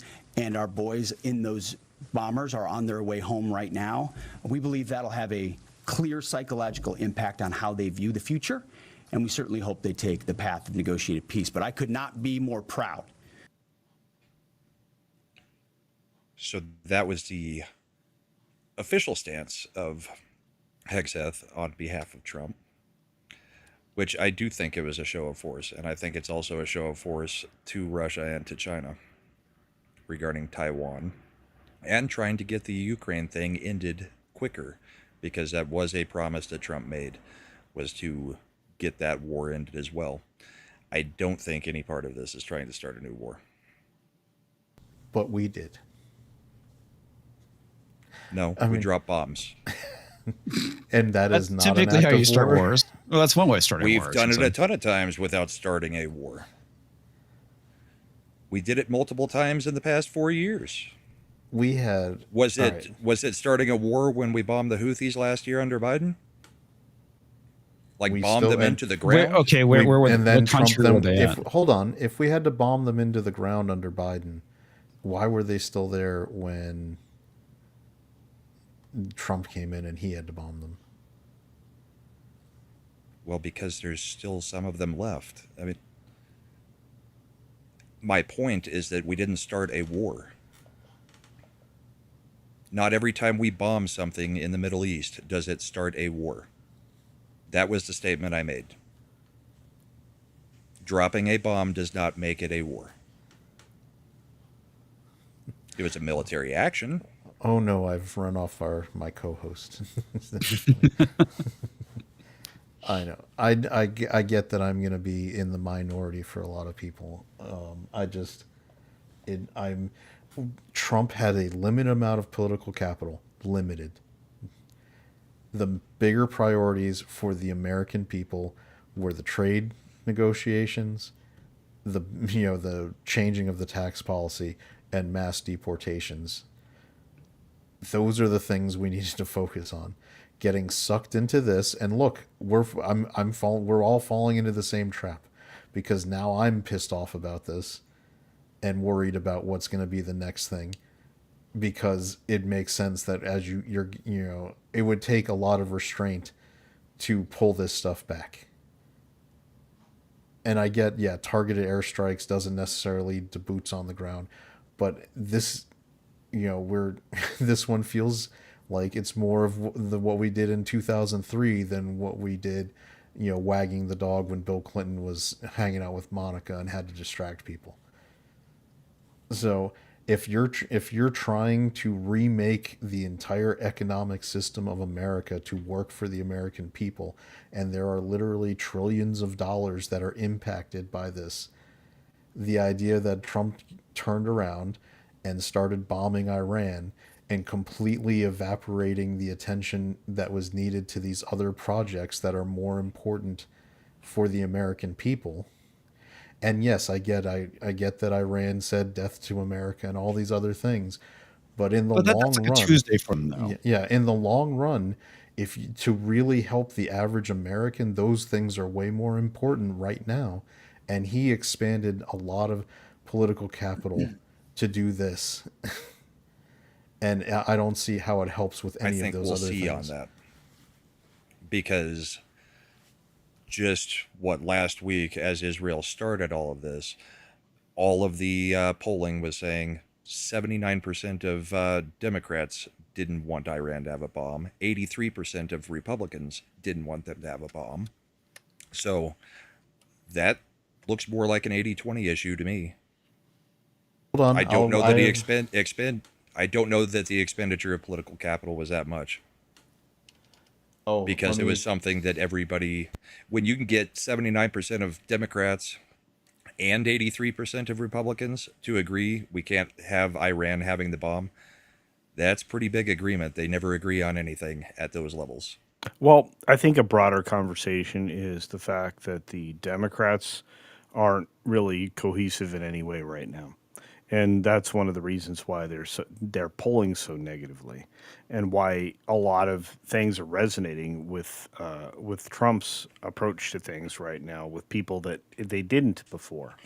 I think everybody on the media side, mainstream specifically, are playing catch up. But I'm sure I'll get an argument from little Chad. So I'll be Well, quiet here's now. polling data after we did the strikes. Do you approve of the bombing of nuclear strikes in nuclear sites in Iran? Disapprove 46, approve 35. A lot of things are happy in the abstract till you actually do it. So polling is not actually the same way since he did it. We'll wait to see some actual polls, not an well, online here's poll, though. no here, and then Rich Barris, who's a well-known MAGA pollster, is saying this is close to what he's seeing in his polling of the data right now. That people are not approving of this. And that in addition to the top line, it's a lot of the people Trump brought into the Republican Party that were very important for holding the majority, and they're not happy about it. So I'm just saying this is not something where I think the pollings are going to be I get off what you're the saying, charts. and I also think that those are the same people that are taking the same stance as you that think that this is going to lead to an actual war. All right. If he's it doesn't polling on lead it. to an actual war, I don't think that they will have the problem with the action that was taken. These are snap polls. Again, this happened last night. You know, I think that in the long run, as we look at the polls in aggregate, as we get reliable pollsters like Rasmussen involved, I think we're going to see interesting numbers. What I don't think we're going to see over the course of the next month, you know, any major effects on this. All we need is a win and a pullback of positioning and rhetoric from Iran. And as somebody suggested in the chat earlier, all of this will just disappear. Because, again, there's going to be something else that distracts everybody coming up next. That's what's been happening. I mean, let's just admit it. You're looking at a bunch of distractions in series that actually, for the most part, have benefited the positions of the sensible center that has been absent for a very long time. Overall, you know, at the end of the day, as long as we stay away from some kind of foreign war with human casualties on the side of the Americans, you're going to be better off. The exercise of strength, I think, is really important, which is a conversation point that Brahm and I agree on. I think that, as Dude Bro Sir Seth says, it's narrative control. And who has it isn't the mainstream media, which should make all of us happy. But whatever happens going forward, I think is going to matter a lot, especially if we end up in an extended engagement, which I don't think anybody was interested in. And I think that one of the things that targeted strikes do is set back and reset the clock on the opportunity to have assets.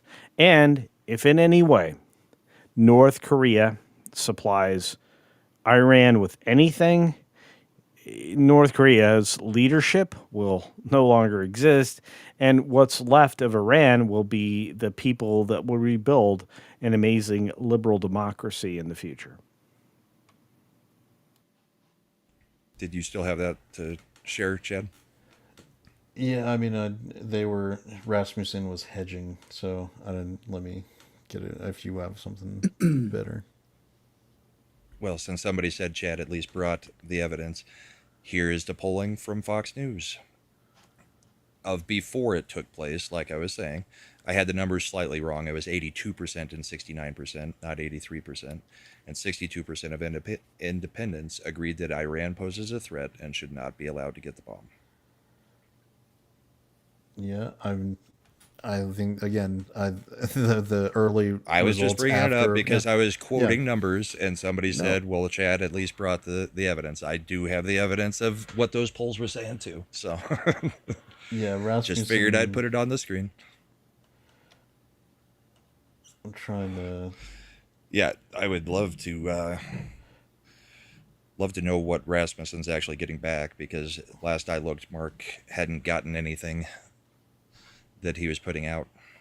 Yeah, it looks like at least in their daily rolling numbers, what I'm seeing with the last one they put out was from the 20th, where Trump's numbers dropped from 55 approval to 49.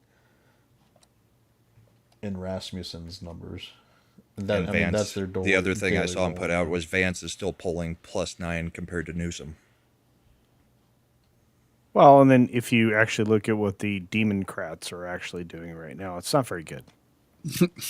You mean like the LA County sheriffs expressing some sympathy for the victims and families impacted by the recent bombings in Iran? Those kinds of crazy things? No. I'm actually talking about the fact that their approval is not super great. Yeah, because they do crazy things like that. They'll be siding with Iran within days. It's already done. What do you mean? They will be.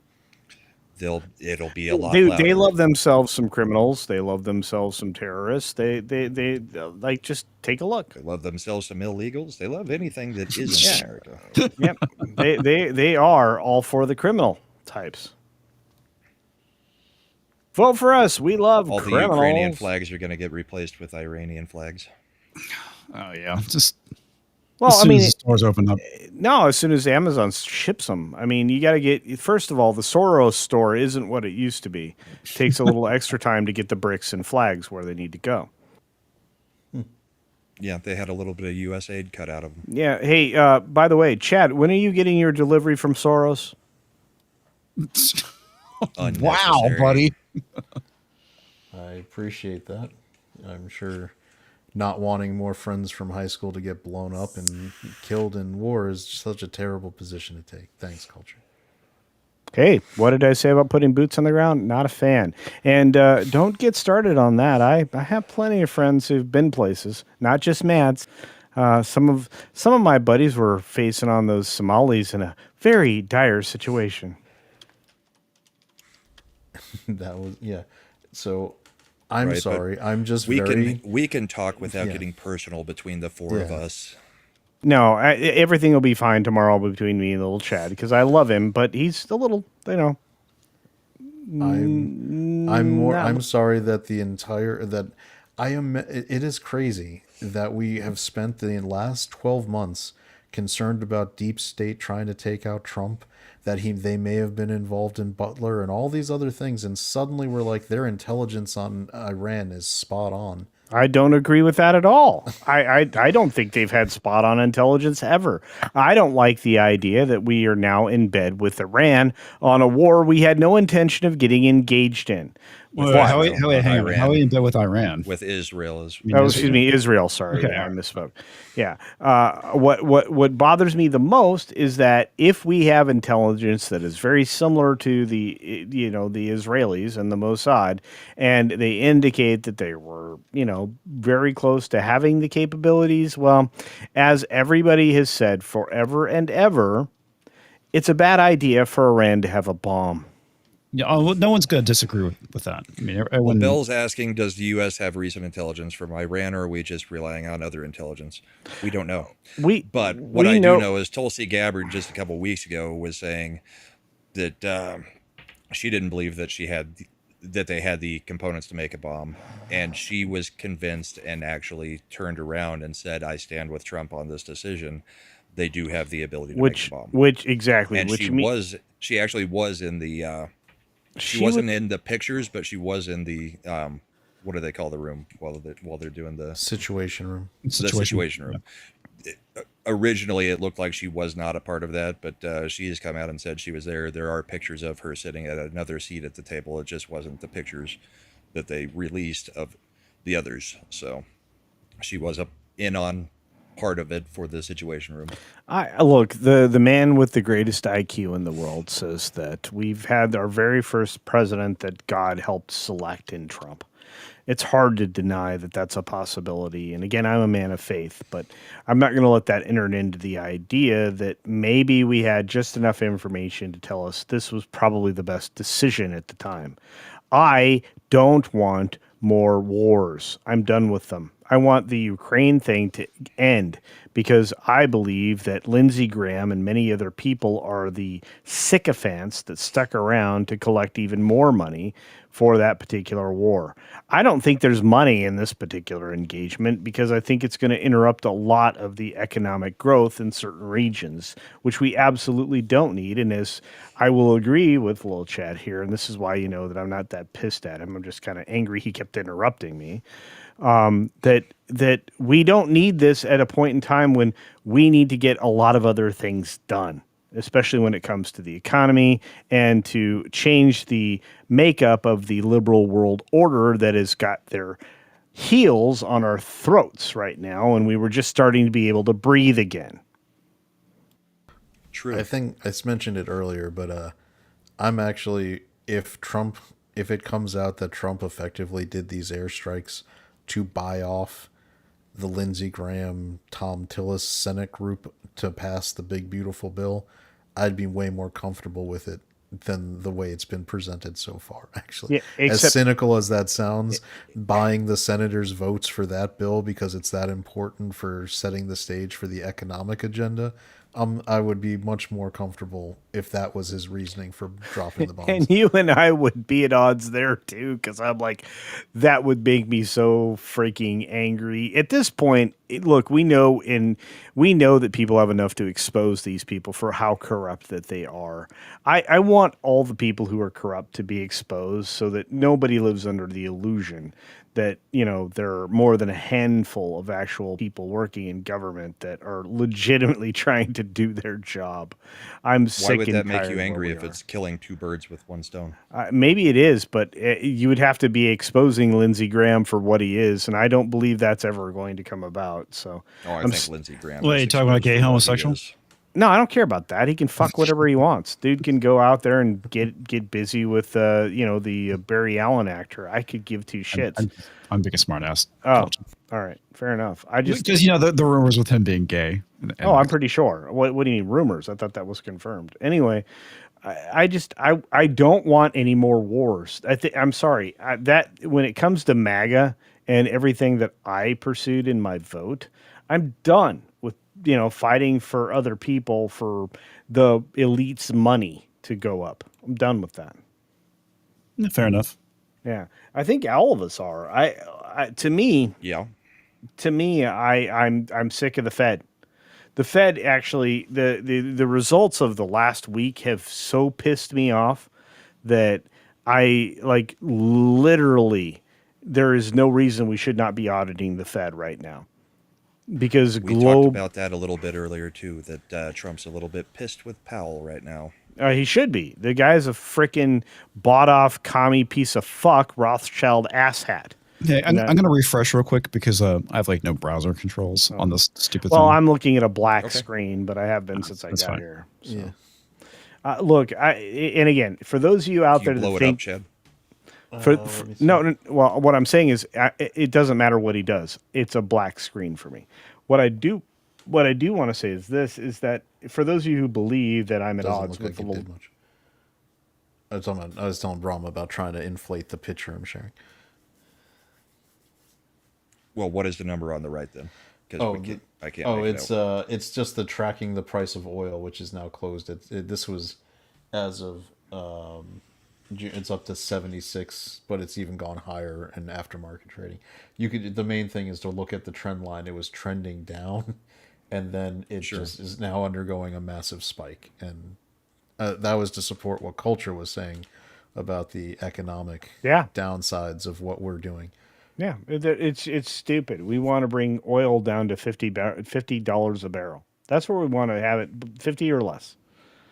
And the liberal world order wants it over 100. Bill's Sure. asking It's how all many jacked up. airstrikes did Obama order the last year of presidency? I Quite think a he bit, dropped something actually. like 12,300 20, bombs 20, in his last year. 27,000. Obama Is it- liked to keep a list in his office and self-gratify himself for checking people off. It was crazy. Including Because I American can't mute or citizens. put anything to including private some chat, I'll be Americans. right back, guys. Okay. Bye then. All right. It's derailing the and I think this is where culture and I again go overlapping again. The priorities have to be the domestic agenda, and this is completely derailing that. What? I think we'll see. You- I think you'll see saber rattling out of Iran, and then they'll try to save face, and then I think it's done. They'll go Yeah, back well- to trying to do it. I don't- don't think they're going to retaliate in any meaningful way. And the next statement's going to be this: who's going to want to work for them? Because every time With this happens, and they get close to a bomb, and they hire these scientists and whatever, those scientists cease to exist. Who's going to want to work with them or for them in pursuit of this? Well, that's the thing with having a regime that can force people to work at the end of a gun. Yeah, but nobody loves the regime, which is the bigger conversation. Right? I don't know, but I'm starting to think Mad's not coming. Well, I don't think he is. I don't even think he's breathing hard right now. Well, he maybe he was having a 7-course meal. At the beginning of the show, he said he was eating and then he would be on. That was 2 hours ago. Oh, well, I was late because I was actually working, but that's different. So I believe you My were dinner. actually doing things in culture. it's dude, the greenhouses look great right now. I'm kind of getting a little bit proud, but I got really sweaty. I had to take a shower before I popped on here. But I look, I'm just happier that we are in a position of strength for the first time in 4 years. And what worries me the most is if Trump actually breaks his word and we end up with a war again. Because I'm going to I think say it's happening. airstrikes is a war. It's not a war. If so, we've been in like a zillion wars that were never declared. This I is know. true. Exactly. And we've lost pretty much all of those. Yeah, I'm Outside not, of the Gulf War in 90. yeah, look, and again, this is the other problem with half measures. You have to do something that makes the other side say, "We're done." Yeah, I mean, you have to go Sherman. You have to do total war. You Yeah. have to, Well, the I famous quote about making war such hell that you want to never do it for an entire generation. Like, you make it so bad that that generation has it burned into their memory to never want to do this again. But I think that's a little bit of what Hegseth was getting at. Yeah. I mean, we dropped, 12, what did he say, 12 total? That of is the an biggest bombs ever outside of nuclear? Yeah, that's and just so you know, That's a show of Democrats. force. Yeah, Democrats. That's $6 million. Just so you know. No, there was a 130, I think, the total cost. There was a Well, great no, meme that was out there. It was the Ayatollah asking for. It was Trump saying, "How much do I have to send you to make you guys just knock off the nuclear thing?" And the Ayatollah said $2 billion, and he said they're being delivered right outside your window right now. Yeah, but that's not how much they are. They're only $500,000 a piece. Yeah, I think it was a total cost because we also used Tomahawk cruise missiles launched out of subs. I think and the a whole fact. bunch of refueling flights and everything Well, else. yeah, but I'm talking about support. the actual ordnance itself. And what I enjoy Yeah. is that those particular bombers can only carry 2 of those giant things. They're 30,000 pounds. I know, dude. That's just Each. crazy.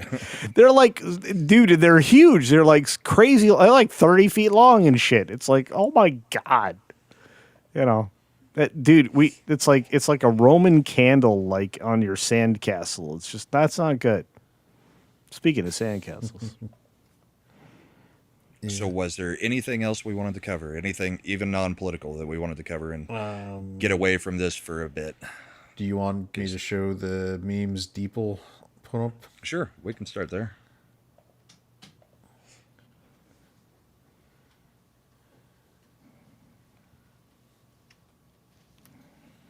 Rumor is Trump is building a golf course in Iran. He's already got the first 3 holes.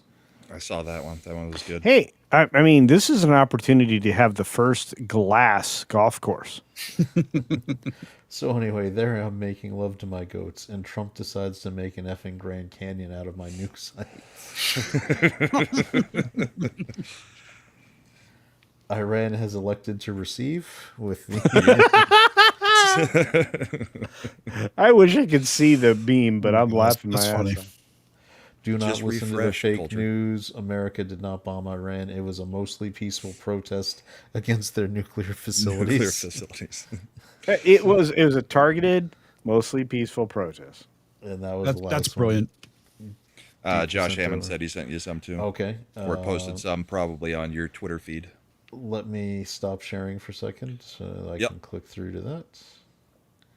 Culture, while he's doing that, just reload. Reload. Should fix it. I tried reloading. I mean, I could see stuff, but it didn't fix any of my issues. Weird. Yeah.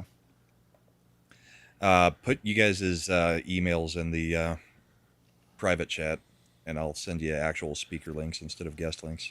Yeah, whatever it is makes it black on my side. And I mean, for future use. yeah, for future So use, good. We have the meme is Superman talking to Wonder Woman. You're mostly invulnerable, right? She goes, yeah.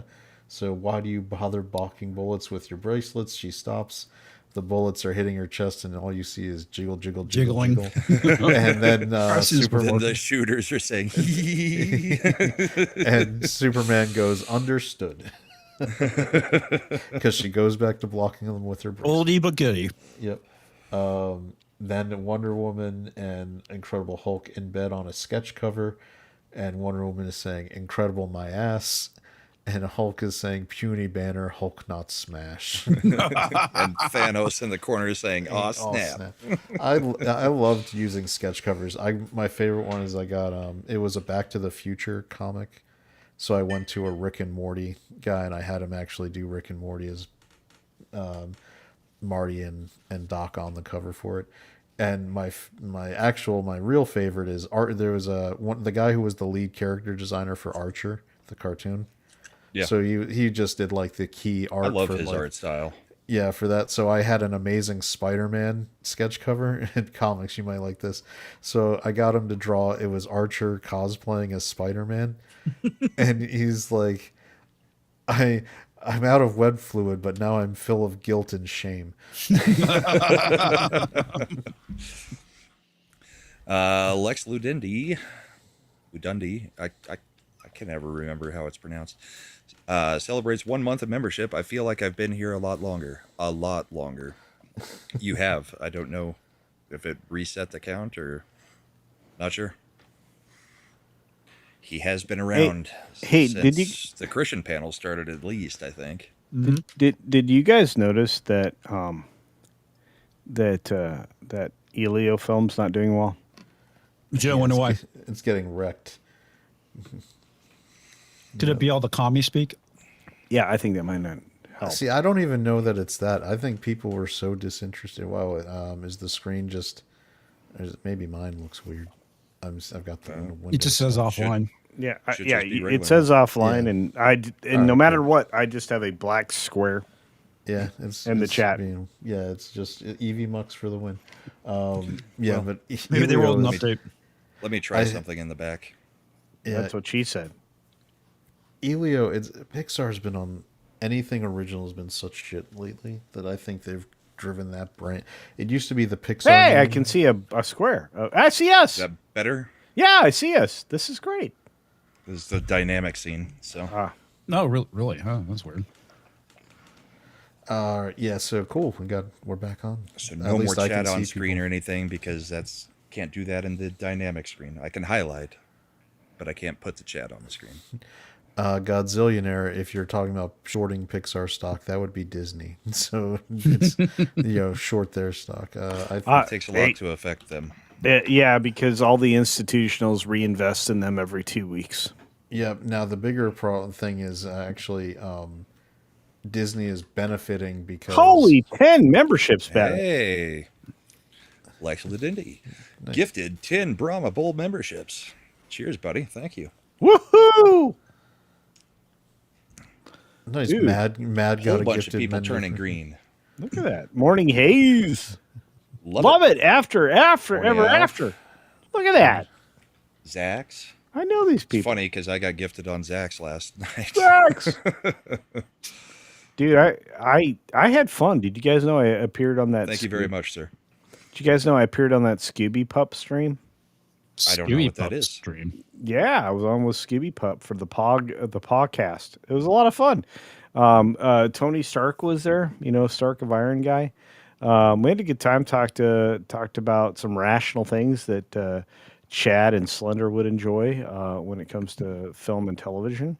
I had a good time. I think that's a channel that's going to grow, I think, pretty rapidly. That's awesome. By the way, Brahma, Yeah. what do you think of hockey for next year? For next year, Yeah. I agree with the betting market. The Avs, the Panthers, and the Oilers are probably the favorites at the moment. Yeah, I think the Oilers are probably. I think the Oilers are probably going to implode and then not be the favorites anymore. Really? Because Oh man, okay, all right. They've been there 2 years and can't get it done. They They pay their guys too much. They don't have the depth needed to win a cup. They have the depth needed to get to the Stanley Cup Finals. No, well, okay. I Well, see. they haven't won it. Yeah, I get it. It's just like Toronto Hey, can't get out of the second round if they can even get to the second round because they overpay their top guys. I actually get a chance to ask you this live when I posted it in my Twitter. When did you become a WNBA fan? I am not. Oh, come on. I feel like this is some kind of sick joke. Yeah, Are you trying to say because Sophie's hot? Yeah, Sophie is Caitlin smoking. Clark isn't hot, but Sophie's pretty hot. Well, no, actually, when Caitlin puts makeup on, she ain't bad. But Sophie is stone cold smoking, and she is the bodyguard that you need. And all of her stuff sold out in hours in like after 2 the game where minutes. she stood up for Caitlin Clark. For sure. Dude, that Meanwhile, bitch- Angel Reese still doesn't have any fans, but she's got more rebounds than she does points. Dude, do you realize she shoots less than 30% from 8 feet? That's why she has so many rebounds. It's I just know. her rebounding her Dude, own layups over Dude, and over and she's over. she's starting her own degree of masonry. The dude throws nothing but bricks. Throwing up bricks. That's right. I have enjoyed watching Brad Marchand just go nuts with the cup over the past few days. The dude, I don't think the dude has left the bar except for to go to the parade and the beach where they took the cup out into the ocean a few times. But he's been hilarious. And I hated Brad Marchand with Boston. But his personality came out during the Four Nations this year. Yeah. And dude is actually funny as hell. Yeah. And knows that he's a rat, so fine. You know what we need actually is more wrestling energy. I'm sure little Chad can agree. If you bring wrestling energy back to sports and you allow for a little masculinity and some little misbehavior, I think we'll be better off. And that includes hockey, because hockey got a little soft. I don't know what happened. That's somebody else we got to get on here. I got to reach out to ETEP. Oh, get that's him right. on the political show because he's ETEP? been busy with his wrestling and horror stuff. He's been doing good with that, though. Here you go, Brahma. This is your daily. Yeah, but he used to do the political show. Your Sophia Cunningham feed of the day. Yeah.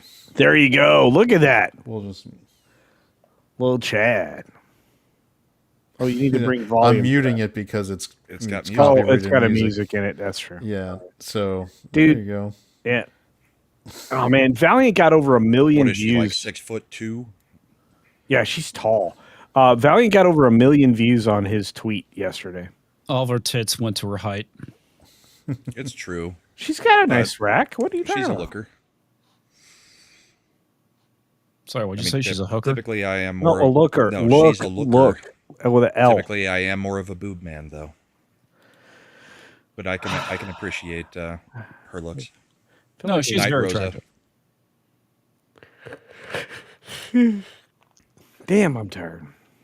Well, I don't think Mad's coming. I think we've covered everything He's that we such were a going to douche. cover, and it's 2 hours and 5 minutes in. He's so, doing the full tasting menu at the restaurant. It's fine. Yeah. I think he did a flight of bourbon and is done. Is he doing taste the golden spray? Is that what he's doing?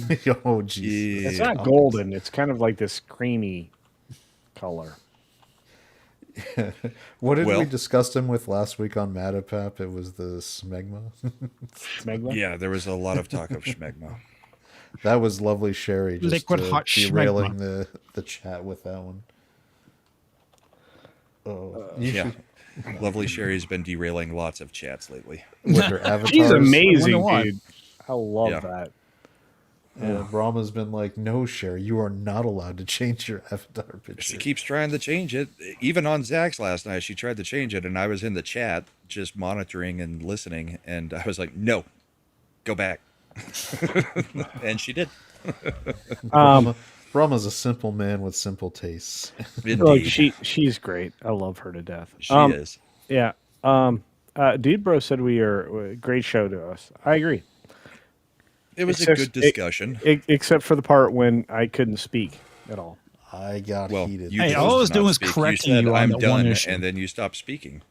Well, yeah. When you interrupt me that many times, I'm pretty much done. I don't know. I didn't interrupt. No, Rude? it was me. It was me. The topic. It's personal, and so Hey, I didn't talk about any of your penis length or anything, so I don't know how personal it was, but it's fine. Has Chad's talk gone Culture. like ASMR low for everybody Yeah, else? it did too. Yeah, it got a little low. It's like culture. Little- If you it's just a little personal. I didn't mean to do anything. no, about it's it. fine. If culture really wants to know about that issue, I he don't can talk to his but I wife. don't. No, I don't. Dude, calm down. Anyway, culture, what do you got coming up this week? Oh God, I got to get up tomorrow. Run us morning. through the gambit. Get us another 15 minutes. No, I'm going to tell you that tomorrow. Is this the only show you're not going to do it on? I got a 6-minute daily coming up tomorrow. My video drops at retarded o'clock in the morning East Coast time. I think it's like 5:45 Pacific a.m. And I have so much more coming. This week is going to be busy, and I've got tons of content. The new channel is really, I guess, growing, but not as much as Valiant Renegade. So I'm kind of sad that nobody loves me as much as him, which makes no sense. But we got not 1,000. We got 100 people over on the new channel, Campione, which I got to tell you, I got some ladies over there that speak their mind. Other than that, I had a lot of fun being here for a short period of time, and then a lot of frustration, and then more fun. So there you go. It's okay, culture. If you want, you can just mention your sub numbers to Matt and make him pissed off again. That Oh, okay. Hey, your Matt. channel is outpacing his new one. Hey, Mad, my new channel is going to be at 10,000 before. I can't do it. I love the guy. But I'm having Thanks for fun. dropping the links, Darren. Yeah. Oh, yeah, indeed. Thanks, Darren. I appreciate it, man. And Southern Belle out there. Great to see you, dear. I miss you. But I'm going to see everybody tomorrow on many channels. And I'm blessed because I get to hang out with my friends basically 7 days a week. Although Ian, does this stupid thing called working. I don't know what that is. I don't only know see about like it right now. A too, day though. a week anymore. It's What? all right, but culture. You're gonna. I'm really looking forward to hearing some of the box office analysis because it's a good one for tomorrow. Dude, tomorrow's ridiculous, right? You looked at all those numbers, right? Yeah, and Oh. I'm pretty sure What's the that preview? 28 years later is going to fall off a cliff between week 1 and week 2. Yeah, because everybody Have got not heard good about it. Well, no, it's not a bad movie. It's just slow AF, dude. Well, that's 28 days later as well. I mean, that's like the entire series. It's all three, yeah.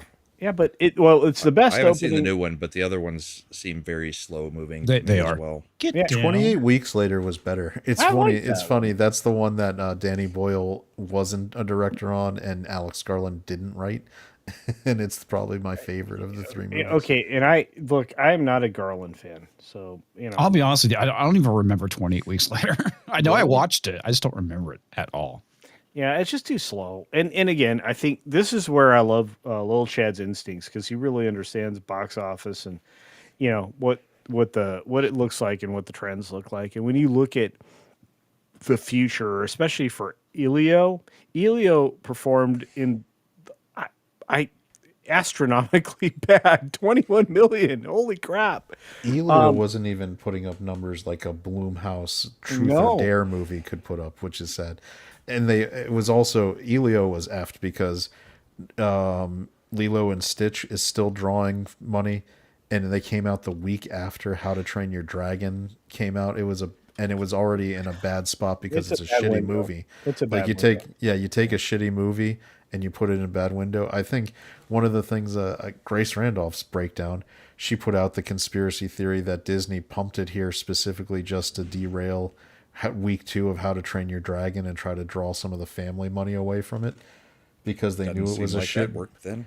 No, How to Train Your Dragon had a bigger drop than it was anticipated to.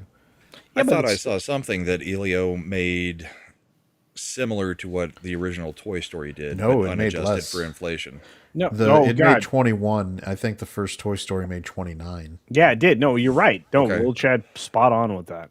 And that's the weirdest thing. It's like that's an unadjusted for inflation number that Chad just gave you. Right. That's 20. why I specifically stated unadjusted, because I I wasn't sure what they were trying to get at with that post, because it didn't seem to be good for them. Outside of, like you said, and again, this is all going to be stuff we'll talk about tomorrow on Midnight's Edge in the morning. But I just and probably on Comics Division. Yeah, we will tomorrow night. And it's like, oh my gosh, this might be the worst weekend because of just how all these movies were windowed. Disney competed with itself with Lilo and Stitch. And if what Little Chad suggests is they were trying to undermine How to Train Your Dragon's numbers, it didn't work. I mean, yeah, it dropped off a cliff faster than we would hope for, but it didn't work. Nothing about this weekend made sense. By the way, in inflation adjusted numbers, the first Toy Story would have opened to 61 million. I know. That's the inflation adjusted of the 29. So it's more than 3 times lower than what the very first CG animated movie made. But again, that became everybody's favorite over time, and it had a long run. Elio, what do you think, Chad? Do you think Elio's going to make 70 I don't million? think. No, it's not. All right, it opened at 21. I think it putters out around 50 to 60. Which means, now again, this is the weird thing. Domestic. No, right. I know what you're talking about. But what I was going to add in the international by saying the worldwide right now is what, 35? Yeah, I think the entire, Deadline had the worldwide box office on. What is the movie about? Because I didn't even see a young trailers person or of anything. color steals a ham radio from another kid who punches him, and then he goes with aliens because his life on Earth sucks. Yeah, because he's a disabled kid with some kind of weird thing he has to wear an eye patch for every once in a while. The eye patch is from where he got punched in the face from the kid who steals had a is the horrible hero. life, or yes, the kid who steals. Yeah, it's Ironheart, the animated version. Yeah, you're right. 35 million worldwide total. Yeah, that's not good. I'm going to tell you, anytime you have a international performance that's dwarfed by the domestic performance, you have a loser. I would also say that because of how poorly it's opening, a lot, and even though a new kids movie isn't coming out for a while, the existing stuff in the marketplace with How to Train Your Dragon, The Dragon is Lilo, gonna be great. Lilo and Stitch will be sucking up the Lilo- family dollars. Are you surprised, Chad? Because I am, that Lilo and Stitch is at 900 million. Did you think? No, I this- thought it would make $1 billion. We all predicted $1 billion not when me. we saw the first trailer. Not me. Yeah, I Everybody remember, said $1 million or Yeah. $1 billion movie. Yeah, because when we saw the trailer. In my review, and Brahma was there on Ascendant Art, I basically said that I have problems with the movie, but Don't let Tom hear you say that. Yeah, but Stitch is funny enough to kids that this will satisfy the family crowd, and it's going to make $1 billion. I just think the movie's not actually, compared to the original, it's not as good at all. So do you think that right now, since we just crossed 900 million, it will crawl over the $1 billion line? Yeah, it's still going to make 100. It'll make another. You saw the fall off, right? I mean, I think that The fall off when we started your outro? Yes. From 48 people to 33. All right, I'm done. I'm sorry. I didn't mean to get into this. It's just something that I love to talk with Chad. I'm joking. It's the other side of what we do, and so I don't care if we go for a few minutes on it. So I culture, was just making a joke. To answer, I think Disney pulls Elio and keeps Stitch out to keep it to. Dude, now you sound over. like Valiant all of a sudden. Holy Yeah. crap. All right. Well, it's possible.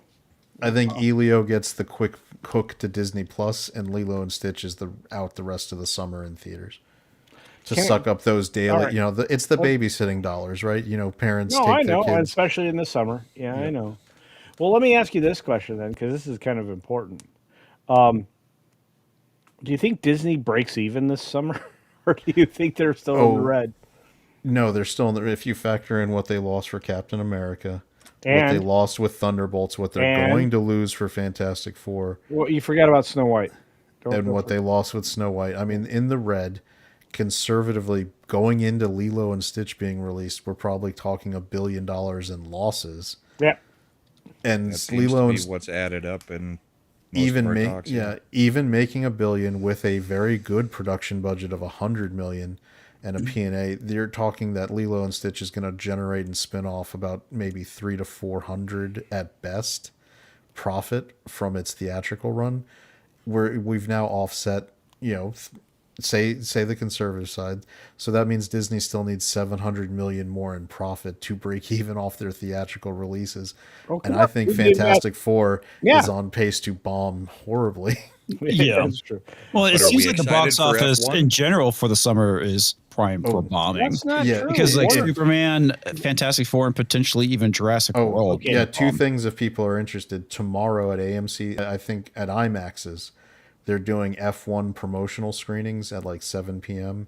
across the country. It's a sleeper. That thing's a sleeper, dude. Yeah, so if you guys are interested in having a Monday evening, I know that all the comics division people probably don't, but for the chat, F1 is playing tomorrow at 7 p.m. on IMAX screens. It's a special preview, so if you can get out early and you want to, because that's the movie I think is going to be the one I enjoy the most this summer. Me too. I thought it was going to be 28 years later, and then this, and then Nobody 2, and then now. Oh, You See Nobody Me. 2 will be great. Yeah. But here's 28 years later is nothing I have heard says go see this movie. And another thing is AMC does, blind screenings on Monday nights. Like, if they don't tell you what the advanced just movie show you're up. going to see is. Yeah. It's basically leaked that tomorrow's movie, which also plays at 7 p.m., is going to be Jurassic World Rebirth. So if you want to get a month early start on that movie, go to that tomorrow at AMC. They're doing it a month early. Oh yeah, It's a special deal. And they absolutely need to, because a lot of negative flow is happening on that right now. That just seems like a great way to get it out into the pirating world. Maybe, but does that really knock anything down? Think about what happened with Minecraft. Minecraft had a TikTok virality around Man, it. I'm just saying it didn't hurt. Wait, hang on. Let's get back to F1. So I interviewed Bo the History Bro, who's in the UK, right? He works for the podcast The Lotus Eaters. He works for Carl Benjamin. So Ever heard of him? Yeah, he's really crazy excited about this movie, which made me super extra excited because this is the one I thought this thing is hiding in plain sight from the audiences. I think this is going to surprise people, and I think Brad I think Pitt. we've all been excited for it. Down. What? What's that? I was talking to my cat. Oh, I think Brad Pitt is in probably one of the best positions he's been in since maybe Fight Club. Well, Brad Pitt's never said anything to piss everybody in the country off, or half of the country off. Well, just to reiterate, I though, can remember. Fight Club bombed horribly in the theaters. So Yeah. it should be Cult a noted thing. You're making me very sad right now. It's true. I went and saw it opening weekend. I did too. And in my theater there was 5 Why? of us. Why Me do and I my 2 have friends such? Why and, do like, I 2 have other people? Like I felt like that was like on par with the Matrix as far as the virality of it. Why is that? It was a sleeper later, but it took years to build up that one. I don't know that F1's going to do great numbers. I think it may be a great movie.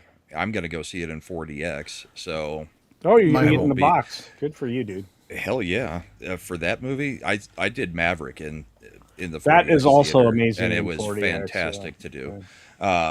So I probably won't be able to see it in time for Comic Show on Thursday. I'll probably have to see it over the weekend, but I'm specifically going to the 4DX theater here to see that movie. So wait a minute. But I don't think it's going to do the numbers that we would like to see out of it. I think it may end up being a really good movie that just tomorrow. over. So tomorrow, I might be late to the stream because I may go to AMC to catch a secret screening of Jurassic You can't be World. late to the stream because you leave early. So No. I can't. Which means he's just not going to show up. that's what it sounds like. Well, no. Okay. Unlike what's the guy that didn't show tonight? His name? Mr. Mad. Cheesemo? Yeah, the guy that I used to try to like lift up every time I could. That's his name, so that's what we call him. Brad Mardigan. Yeah, that guy. I was going to say Chad Mardigan, but I don't think I'll pull. I don't think I'll pull one of those. If anything, I might get there by the second hour. So, but if that's an opportunity, I'm going to take advantage of it. Okay. I mean, that's a pretty crazy opportunity to see it a month early.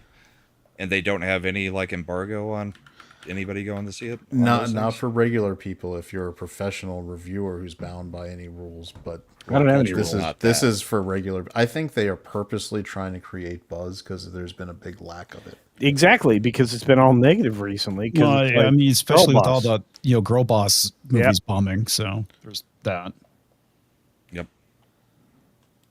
All right, comics. What do you got coming next week? Cheese, a lot of stuff. Cheese? I like cheese. Yes, cheese. I like cheese too. A little cheddar. Cheddar's fine. What do I got going on? A lot of stuff actually. Well, we got our shows on Monday and Thursday with you. Yep. We also have a movie stream on Tuesday, which is going to be the Great Outdoors with myself and Culture. So if you are a member of our channels, I love that movie. Go and check that out. And I've hoping to have this application I've been writing for like the last month, hopefully wrapped up and done, which has been actually pretty freaking awesome. I've been developing a application to basically deploy out Kubernetes stuff, which I'm sure a lot of people don't know what the fuck that is. It's fine. But it allows people to be able to deploy out like web applications and whatnot. So trying to get that finished off, and I can actually get back to making content. So is that application something that can... You got to stop make masturbating. money? yes, it's an application that can potentially make money. A lot of it too is that I've been doing a lot of side web work lately for people, and I was like, you know what? I need a customer portal. So that's basically what I'm doing is I'm developing a customer portal for my customers to be able to go and, they're probably not going to be deploying stuff, but I will. And it allows me to go and build them. That's the big thing. Nice. Yeah. I'm just going to throw this out there. If it makes you money and it ends up being a lot of money, I've donated a lot of my time to your channel. Can I also you say saying you that- want a job? Can I also say that I have dedicated a lot of time and effort to your success? No, I'm just saying that that's my investment into your business. I'm also saying that. Also, That's Yes. funny. comics will be on a little show called F&T on Friday. Yeah, there's that too. Yeah. Hey, by the way, do they let you talk yet, or are you still mute on that show? Since he fixed his mic, he actually can be heard, sometimes even over Ryan, but not over Shad. What's that guy from New Zealand that talks a lot? Shad. Yeah, Shad? he oftentimes doesn't let you finish what you're saying. He That's reminds a me lot- of little that's- Chad. That's a lot of people. Okay. Is Rags permanent now? Not It's that been I'm like aware. a month. I think mainly he's just been filling in for people. So Ooh, we've got like 12 people on the freaking show. Jeremy wasn't there. So. Yeah, well, he's too busy trying to dominate the political side of things, and he's doing a good job. Okay, I thought you were gonna make a dominatrix joke. No, I No, like he's Jeremy. literally making like the most super chats on YouTube in the United States. on Yeah, he's multiple making nights a week. $11 billion. He's replaced Ricada as the grifter of all grifters. Well, that's Good not for that him. hard, dude. First of all, don't do cocaine with your kids. That's something you shouldn't do. Well, yeah, I mean, there's Which there's brings that. me to my next point. Don't do crack. That's right, Lawrence Taylor. When is Happy Gilmore 2 coming out? Is it July? Oh my gosh! Okay, little Chad. I'm going to say this: there didn't need to be a number 2. No, there didn't, and it didn't. If you're taking that long for a sequel, the rule is basically it doesn't work. You can't wait 30 years to make your sequel. I'm still gonna watch it. Although I will say this: the Well, I mean, there's Top Gun Maverick, which is kind of the. yeah, but That's the exception. 33 that's the years exception ago. to the rule. That's not the rule. Speaking of which, And now they're gonna but- start pumping out sequels to it like every other year. But the chick Julie Bowman, I want to say, from that film. Yeah, Bowen. she She's was still also in, smoking Modern hot. Family. Yeah. So that's Yeah, she got a little too skinny. If you go back to the original Happy Gilmore, she had a little more. She Well, had a little bit more curve to her. she had a- she got she had a little bit skinnier more- throughout Modern Family. and she had a little bit of cancer. So everybody calm down. Did she? I Yeah. thought that was just a storyline in Lost. No. Okay. She wasn't in Lost, was she? She was. She played Jack's fiance. Oh, interesting. Later seasons? No, the original flashbacks to his life. Oh, the very early seasons. then. Yeah. Did not Right. know that. Yeah. Little Chad, what you got? We do Matapap on Tuesdays on Mad's new channel. Whatever crazy What is that called now? Matapap. Matapap. No. What's the channel called? Mad's new New channel. channel. Okay. I wonder why that's not catching on. Well, it's easier to spell than somebody else's new channel. Okay. Wow. Okay. Let's take bets on who gets to 2000 first. Let's not. I don't need to take a bet. I'm just saying.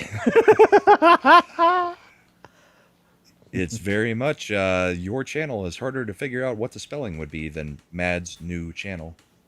That's true. But I feel like the ladies are going to help me there.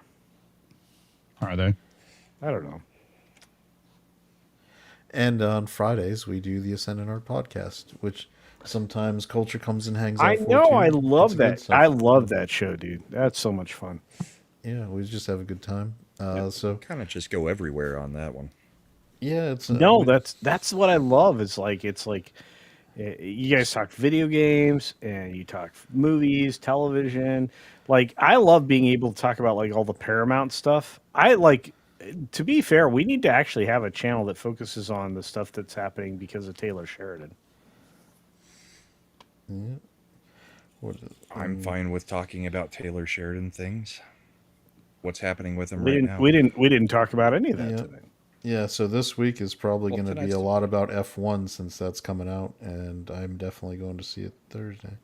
Okay, I somebody still don't highlight know if Real I'll be Wade able to see it. Nation. You've never invited me. I love how butthurt he gets. I get mad because I help everybody. It's like a problem I have. It's like what do you call that when it's like a disease? An addiction? Yes, I love I help everybody. Culture's starting to sound like, you remember at the end of Ghostbusters 2 when they got into the happy slime? and he's like, I love you, man. That's I true. love you. Like I was on with Scooby Pup this week. I can't find your new channel, Culture. Campione Reacts. Campione Reacts. Reacts. Reacts. Campione. Campione. I know you're joking. Okay. What do you mean you can't find my new channel? That means you're not subscribed. Yep. What a dick. I wasn't subscribed to putting your in shit. Reacts. I was just putting in Campione. I'm trying to put it in the freaking chat for you, sir. Clearly. Why is that the name? Well, my name is Culture Casino. There's a lot of C's in there. Also, Campione is Italian for champion. Champion Reacts. Plus, it's a bunch of chicks. Okay. It's a bunch of chicks. Actually, Culture stated that about himself. Yes. Well, except for me. Like I'm outnumbered. That's not what you stated. You said it's a bunch of chicks. Okay. All right. Words have meaning, sir. Yes, they do. Sometimes they do. As for me, I'll be on Comics Division tomorrow night. I'll be on Mad's channel on Tuesday night. Wednesday night, I don't know if there's a Christian panel. And Shag's channel, Shag's show on Wednesday night is done. So I've got Wednesday nights off finally again. Thursday back on comics. Friday is and art. Saturday, nothing, because Bourbon and Boarding is done for the season. And then we're back here Sunday night. So I'm at that 3 months in the year, maybe 2.5 months in the year, where I get 2 nights off. I might even sleep. Hey. Chances are I'll be on a Senate arcade with Slender. Can I tell you the truth? What's up? When you get older, sleep is important. Yeah, I still operate on 5 to 6 hours. I know, but at most. But it feels like a reward.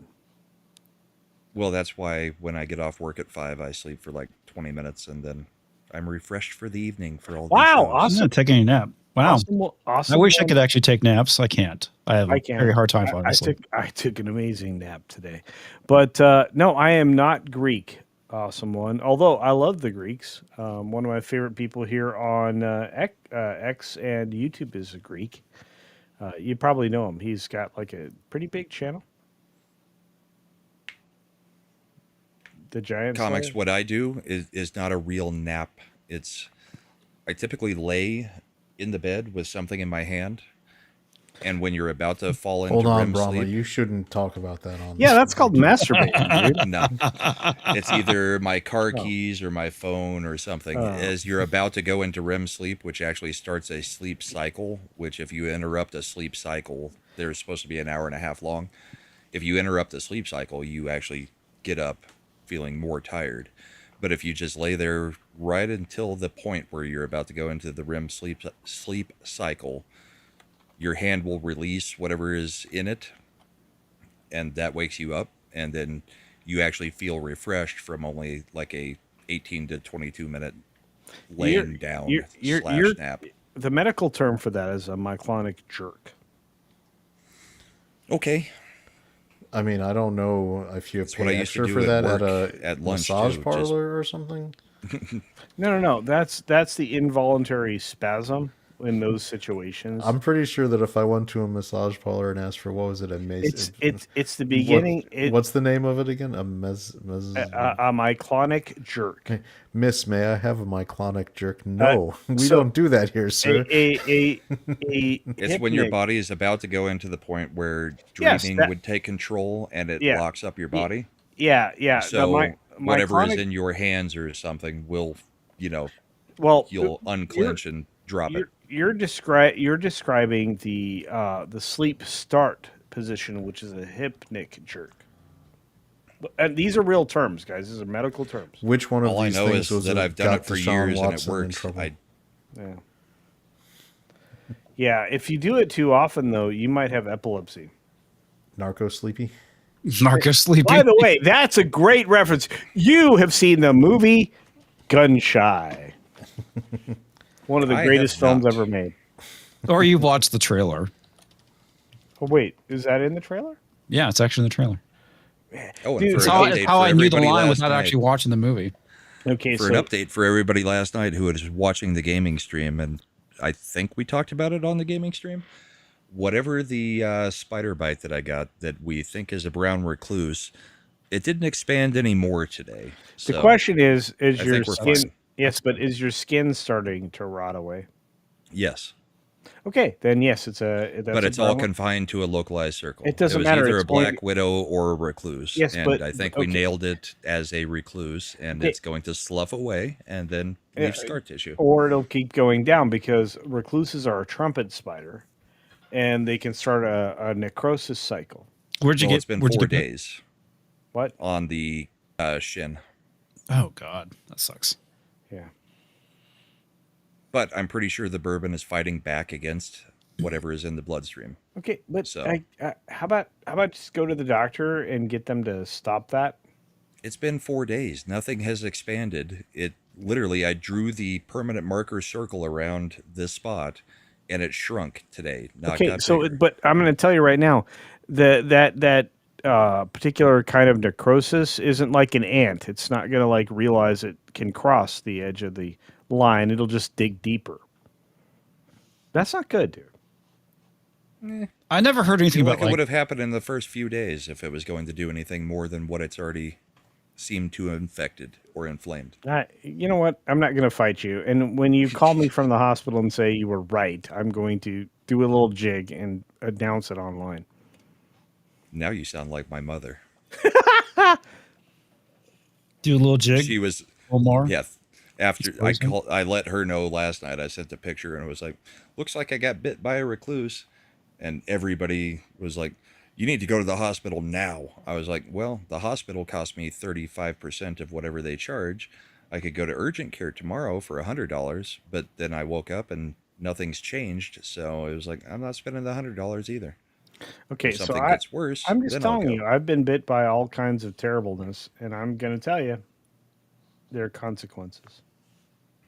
Well, the Just like- consequences, just I'm pretty like sure John this little Wick. section is going to slough off and I'm going to have scar tissue. just like John Wick, you might fall down the stairs for a half an hour. That would suck. Well, everybody, we managed to make the outros almost 30 minutes. Yay! We started at 2:06 and it's now 2:36, 2:37 into the stream. Hey, So Chad, good job, buddy. Oh, I love your culture. No worries. Okay. anyway, I had to assuage Slender. He thought we were fighting. We weren't fighting. I think it's good that we're able to have disagreements and still be cool. It's the way it should be. No, Yeah, I well, just some of it's supposed to be. I would just appreciate if you didn't interrupt me. Yeah. I'm and it's Dude, not that's- the only disagreement meme. that occurred on the stream. I mean, we all had a little bit of disagreement, except for comics. He didn't weigh in much. He just No. kind of was like, It- I this- totally did. There's Uh-huh. times I was just so. This just- dude, I know there was that massive disagreement about how culture is going to bail on you to go watch Scarlett Johansson fight. that's actually dinosaurs true, tomorrow though. night. That's not a disagreement. Scarlett Johansson, according to culture, is way past her peak. Maybe even hit the wall. Did I actually say that? Yes, You you did. There's don't an believe there- entire Flat out stream where said you said that. Scarlett Johansson is not attractive anymore. That is not. I don't think I said that. Peak Scarlett Or, Johansson. I comics? think we can all agree. Iron Man 2. Yes. Yeah. Oh, I'm sorry. What? I was just asking you to back me up on the. Oh, totally. culture Yeah. I mean, you said were that crap. 100% right because that's what he said. Yeah. Okay, but I'm not wrong. I don't know that You I are wrong. believe that No! there is. ScarJo still looks plenty. All right, guys. plenty I gotta good. go to bed. Good night. I'll see you guys, next time. I think this is Yep. probably a good place to. We're gonna cut it. Night, everybody. Cheers. Love y'all. Bye. Bye. See you next week. Peace.